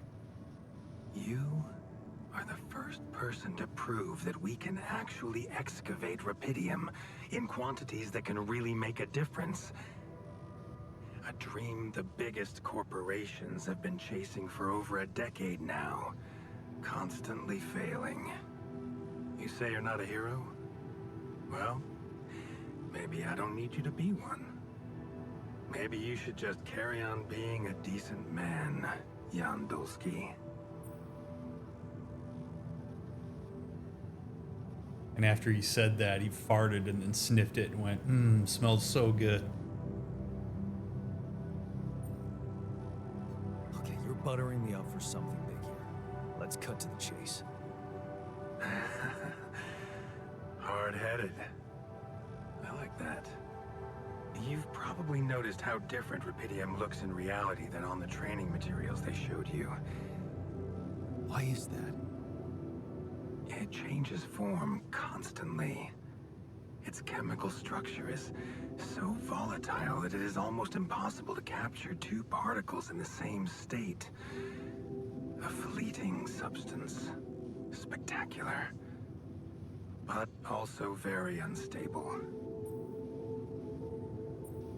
How come it works then? Not enough tests were run to explain that. The only sample ever found in space was researched inside a mobile base like your own, but it never made it back to Earth. It lasted long enough to demonstrate its amazing qualities, only to disintegrate somewhere between the Copernicus and the Hyades cluster. If only we had a mass relay. Be able to launch through and get it back to Earth quickly. On the Normandy. So, you're afraid the Rupidium I found might not withstand the journey? I know it won't. That's why we came up with a special container for it. An Ark. You mean like a box? A hermetic module dedicated specifically to storing and transporting Rupidium. We have blueprints for it. Lucas should send the necessary data over to you by the time we finish talking. Constructing a Rupidium Ark should be your primary focus now. Listen, you're very convincing, but I'm afraid I just won't have the time to do it. I need to find a way forward before the sun comes up. You're losing faith easily. Look how far you've come. You survived the landing. You found Rupidium. Then you branched yourself and managed to get the base moving. Would you really be happy with yourself if it all went to waste? Waste? Wow. Is that what you consider saving my life? Your life, my life. Let's face it. All it is a predetermined string of events, distorted with myriads of random, meaningless decisions. We spend centuries looking for some kind of sense in it, some kind of meaningful pattern or recipe. Still, no satisfactory answer comes. Until, once in hundreds, maybe thousands of years, a chance appears to make a leap in our understanding of reality. What can I say? I don't know. But whatever you make of it, let me bare my soul to you. I think these are rare moments that matter. So, enough talking. Lucas said you had questions. Is there anything you'd like to ask me? Why are you the way that you are? God. Ugh. It's honestly, it's when I make these faces and I joke and I get frustrated and all that stuff, but this makes me sad. Corpos make me sad.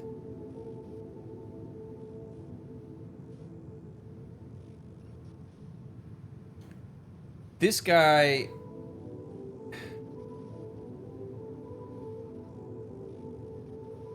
there's just such a hollowness. There's such an inauthenticity. I sit here and I pontificate about existentialism, blah de blah. And it's like, I look at it, I'm like, damn, man. Are you really so devoid of a sense of self? Like a real connection to who you are? That you just lose yourself in these like random abstractions, that you like care so deeply about the mission at the expense of the connective tissue of the human experience, that you're gonna sit here and talk to me about the concept of heroism instead of acknowledging that, like, yeah, man, this is crazy and you're stranded and this sucks and we want to get you home and this is an important mission, and yes, this is an important moment for humanity, but I can understand that you've got a lot of constraints right now that make this hard. So what do you need from me in order to help you feel more compelled to do this? Like, it's just so devoid of empathy. It's like you're engaging an idea as a means to make yourself matter, instead of, like, it's looking outward for identity instead of inward, and that makes me sad. And he might say, you know what, no, I feel personally fulfilled by thinking about predetermined blah, blah, blah. And, like, okay, it's fine. The lack of self-awareness around the way that you bring yourself to these interactions, and the general sentiment that anybody who has to engage with you is going to experience you, and then falling back on the amount of power and resources you have as a means to buffer all of that out and not have to care about any of that self-reflection, that's a bummer, man. It's sad.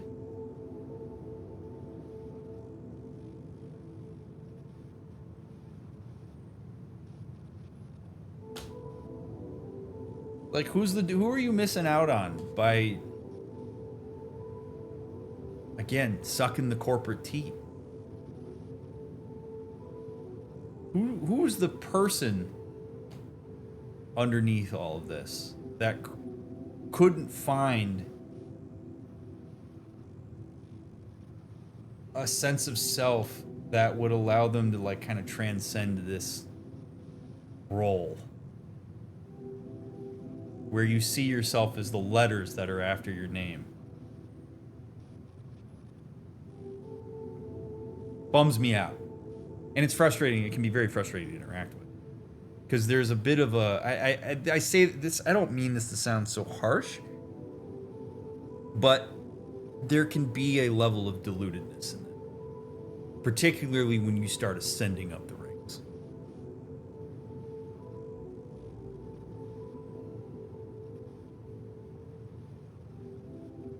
I remember, I'll share this anecdote because this is part of where my experience with this comes from. I mean, I've worked in corporate settings. I'm not just speaking about this and pontificating on it from an abstract point of view. I've been in enough corporate settings that, like,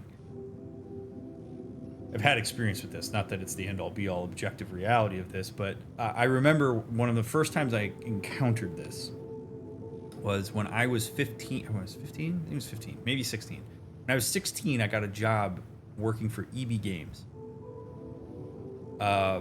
And when I started at EB Games, one of the reasons that I wanted to work there and why I was super excited that that was my job was because the general culture around EB Games at that time, this is back in like 2006, was connect with your customers about the fact that they care about video games as much as you do.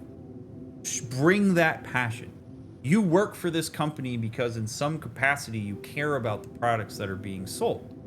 You don't necessarily care about the company that's selling them, but you certainly care about the product and you engage it. And we used to be able to connect with people around that, and it was awesome.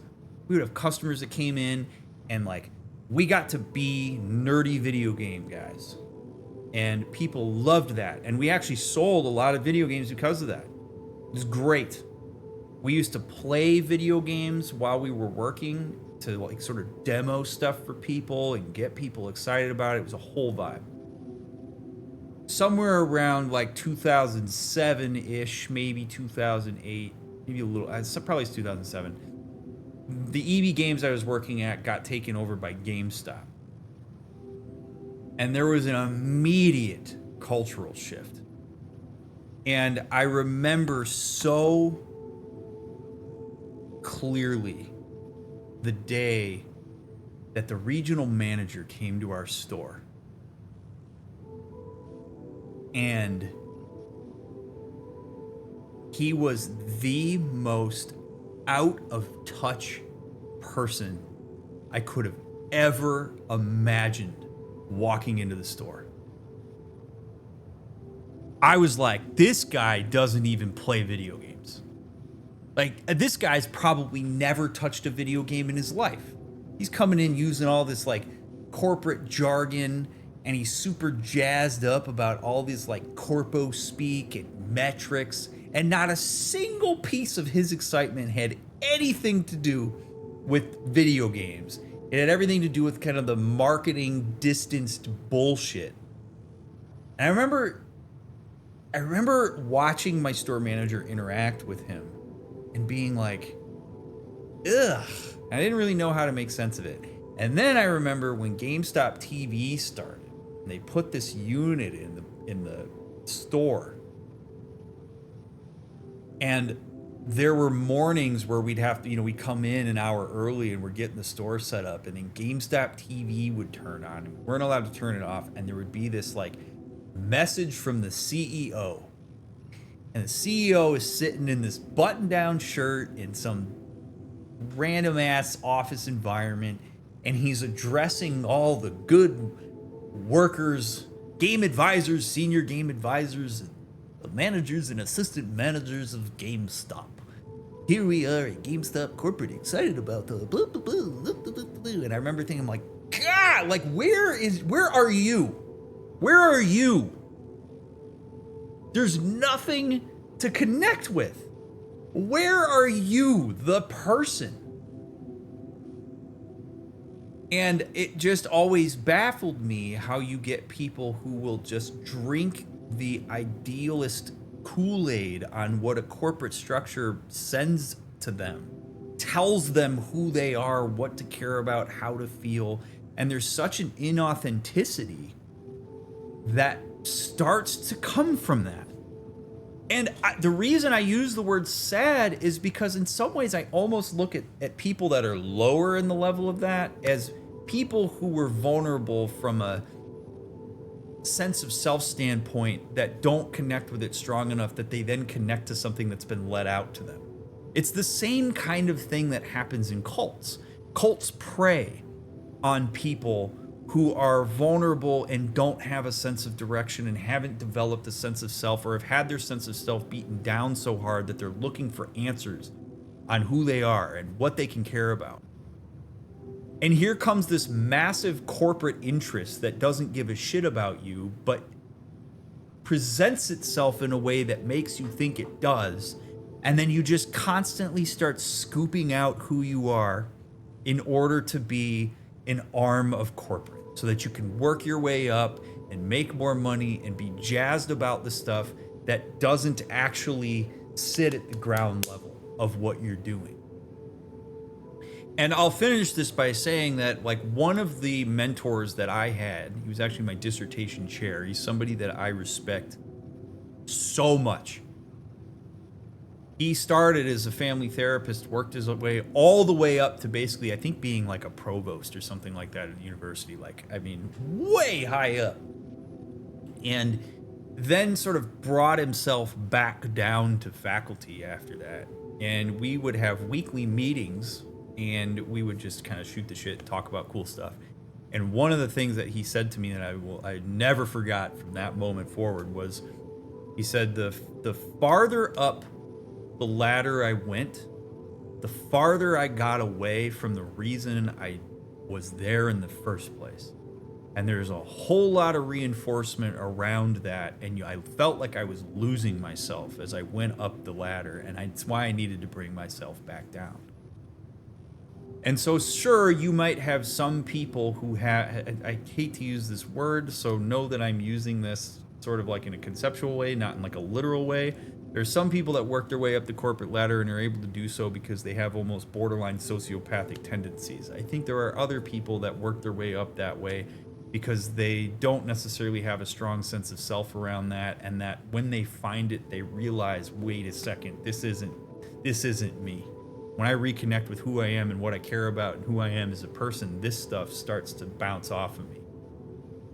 I'm sort of fascinated by the way people get inducted to this kind of thing. And so when we have this conversation with Maxwell, I'm not trying to assume that all of you are having the same experience of this that I am. And again, I acknowledge my bias in this, but it's really hard for me to connect with him, even when I want to, because everything is arm's length. Everything is conceptual. There's no empathy. There's no connecting with who I am. He connects with me as like conceptually. I understand that you might be bummed about the people who died, and so I'm going to tell you that they didn't die in vain and that their families have been informed, but there's no like warm actual check-in there. And when your default is to go to all this pontificating instead of to engage me at the level that I'm at, it's hard for me to trust you. It's hard for me to trust your motives because I don't know that you're actually connecting with what my experience is. And this is what sows seeds of discord through levels of organization. And it's a bummer because I would love to connect with this guy. There could be real purpose here. I could get excited about this. And I'm not getting excited about it because you failed to reach me. And in a hierarchical system, it's your responsibility to reach me.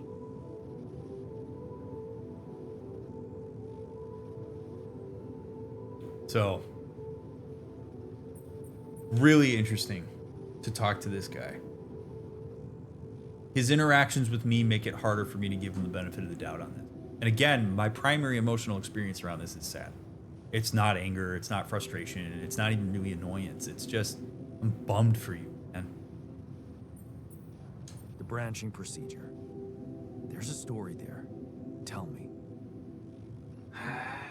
It is something that has been tested long ago within Ally Corp, but for completely different reasons and, as you can imagine, in a much more rudimentary fashion. Altering mind records? For whom? I'm sorry, Jan. It's highly classified and I already told you too much. I think you deserve answers, but regarding this matter, like I said, things were tested just for a while. Not much came of it. Now, I'd love to keep on chatting, but I really will need to be ending this call soon. Do you have any more questions?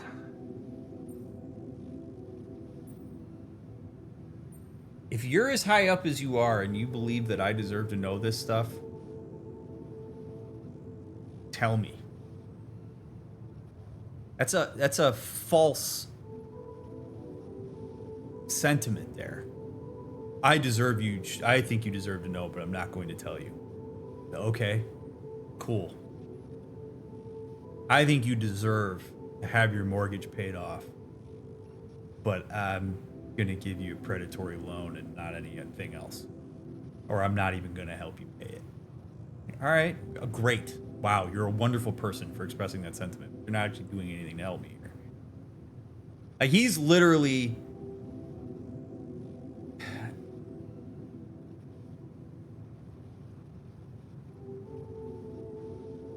He's talking to a person who is so deeply important to this as if he's expendable, probably to preserve whatever sense of power he feels in this moment. He doesn't want to show his own cards, his own worries.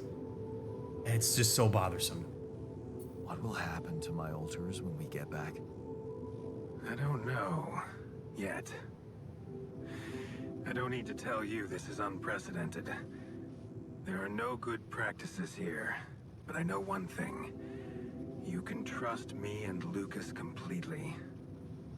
But if anyone else contacts you, it's absolutely vital you don't tell them anything about the existence of the alters. Why? You know very well why, Jan. The law has been violated. Oh. I thought Lucas said the branching was authorized. You haven't been listening. There are no procedures for this sort of situation. There is no one who can officially authorize such an act. Oh, no. At the end of the day, no. it was your decision to branch yourself. No. It will be in your best interest to keep that in mind when considering the consequences. Oh my God. I don't No. like the sound of this. And we will come back to it later, I'm sure.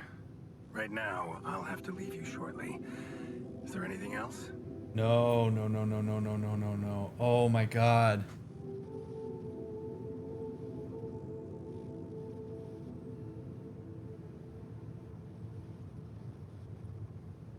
Oh, I should not have done this conversation at the end of this stream. There's so much to talk about. Oh my god. Okay, so one of the bothersome things here for me is that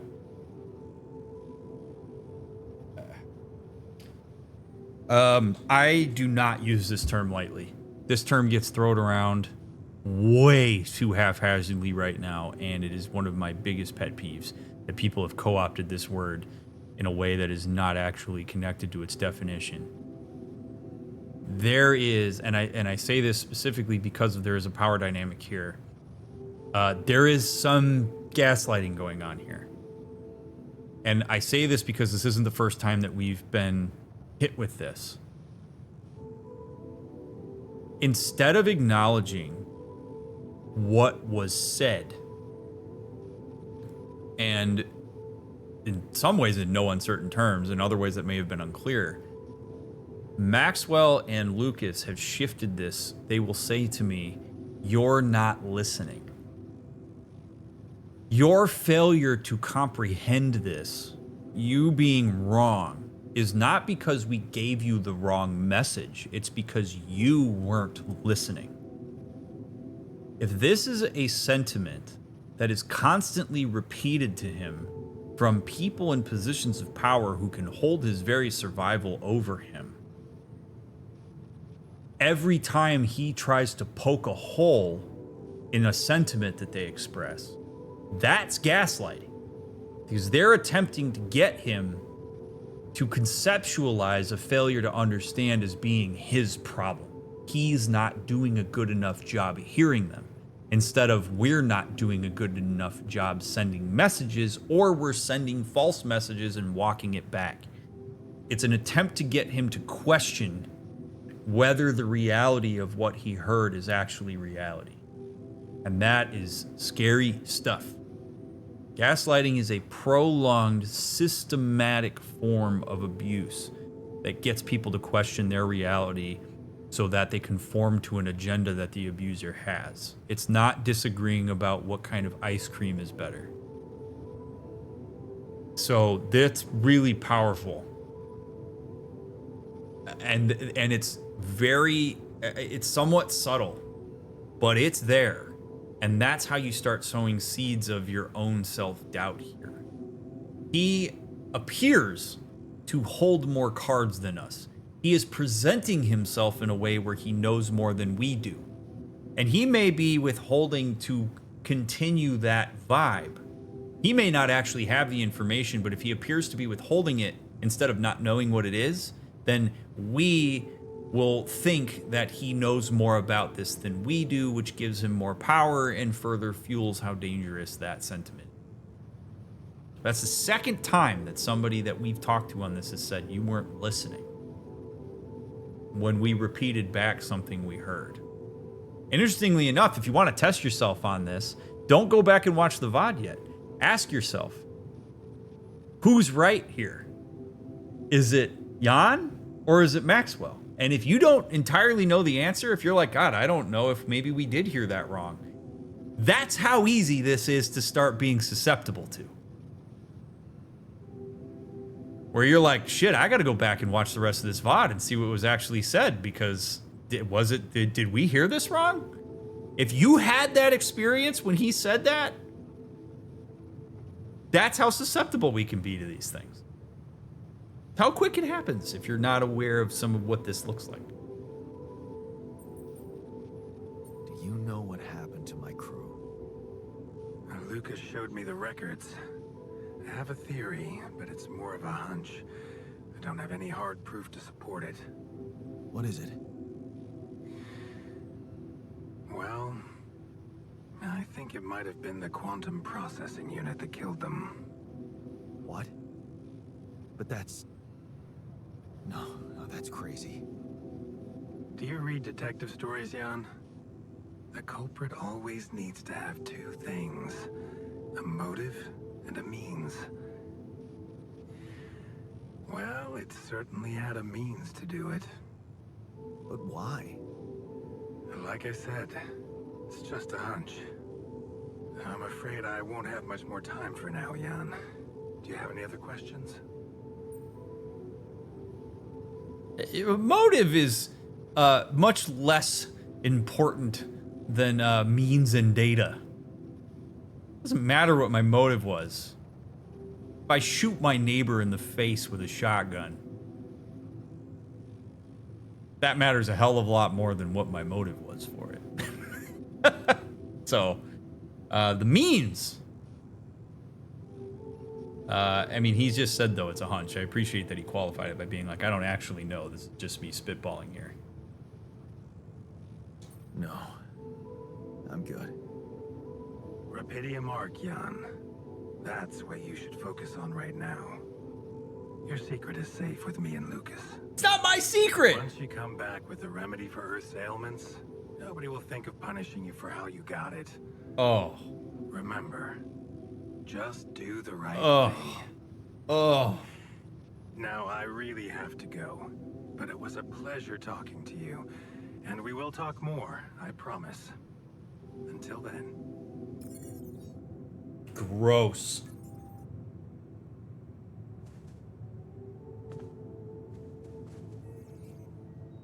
He's putting so much responsibility of this on me. You chose to do the altars is so nefarious. Keep in mind that despite, like, I mean, he's not wrong, but like, that's a really shitty thing. Like, I guess I could have said no. I could have just left us there and just ended the game. The playthrough would have been over. He's not wrong. But Jesus, man. There's a lot of corporate narrative making here that they're trying to induct me into, and that's some scary shit.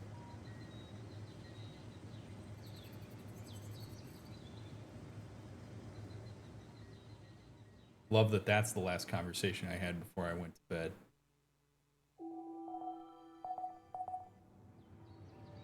Oh, Lord. All right, I gotta get out of here.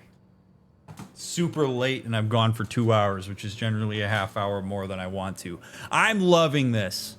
I hope you are too. You made it all the way to the end of this video. Thank you so much for taking the time to watch this playthrough and care about what I have to say about it. This is fantastic. Got my brain on overdrive in a great way, and I'm so happy for it. So please leave a thumbs up and a comment. It really will help this playthrough get into the algorithm. Tell people about it. It's all free to do. It makes a big difference for my channel. Please leave a thumbs up, a comment, all that fun stuff. Subscribe to the channel. Watch my other playthroughs while you wait for the next episode to come out. If you're binging, I'll see you here in the next episode. If you are waiting for the next one to come out, I'll get it out as soon as I can. Appreciate you all immensely. And you matter, and I'll see you on the next one.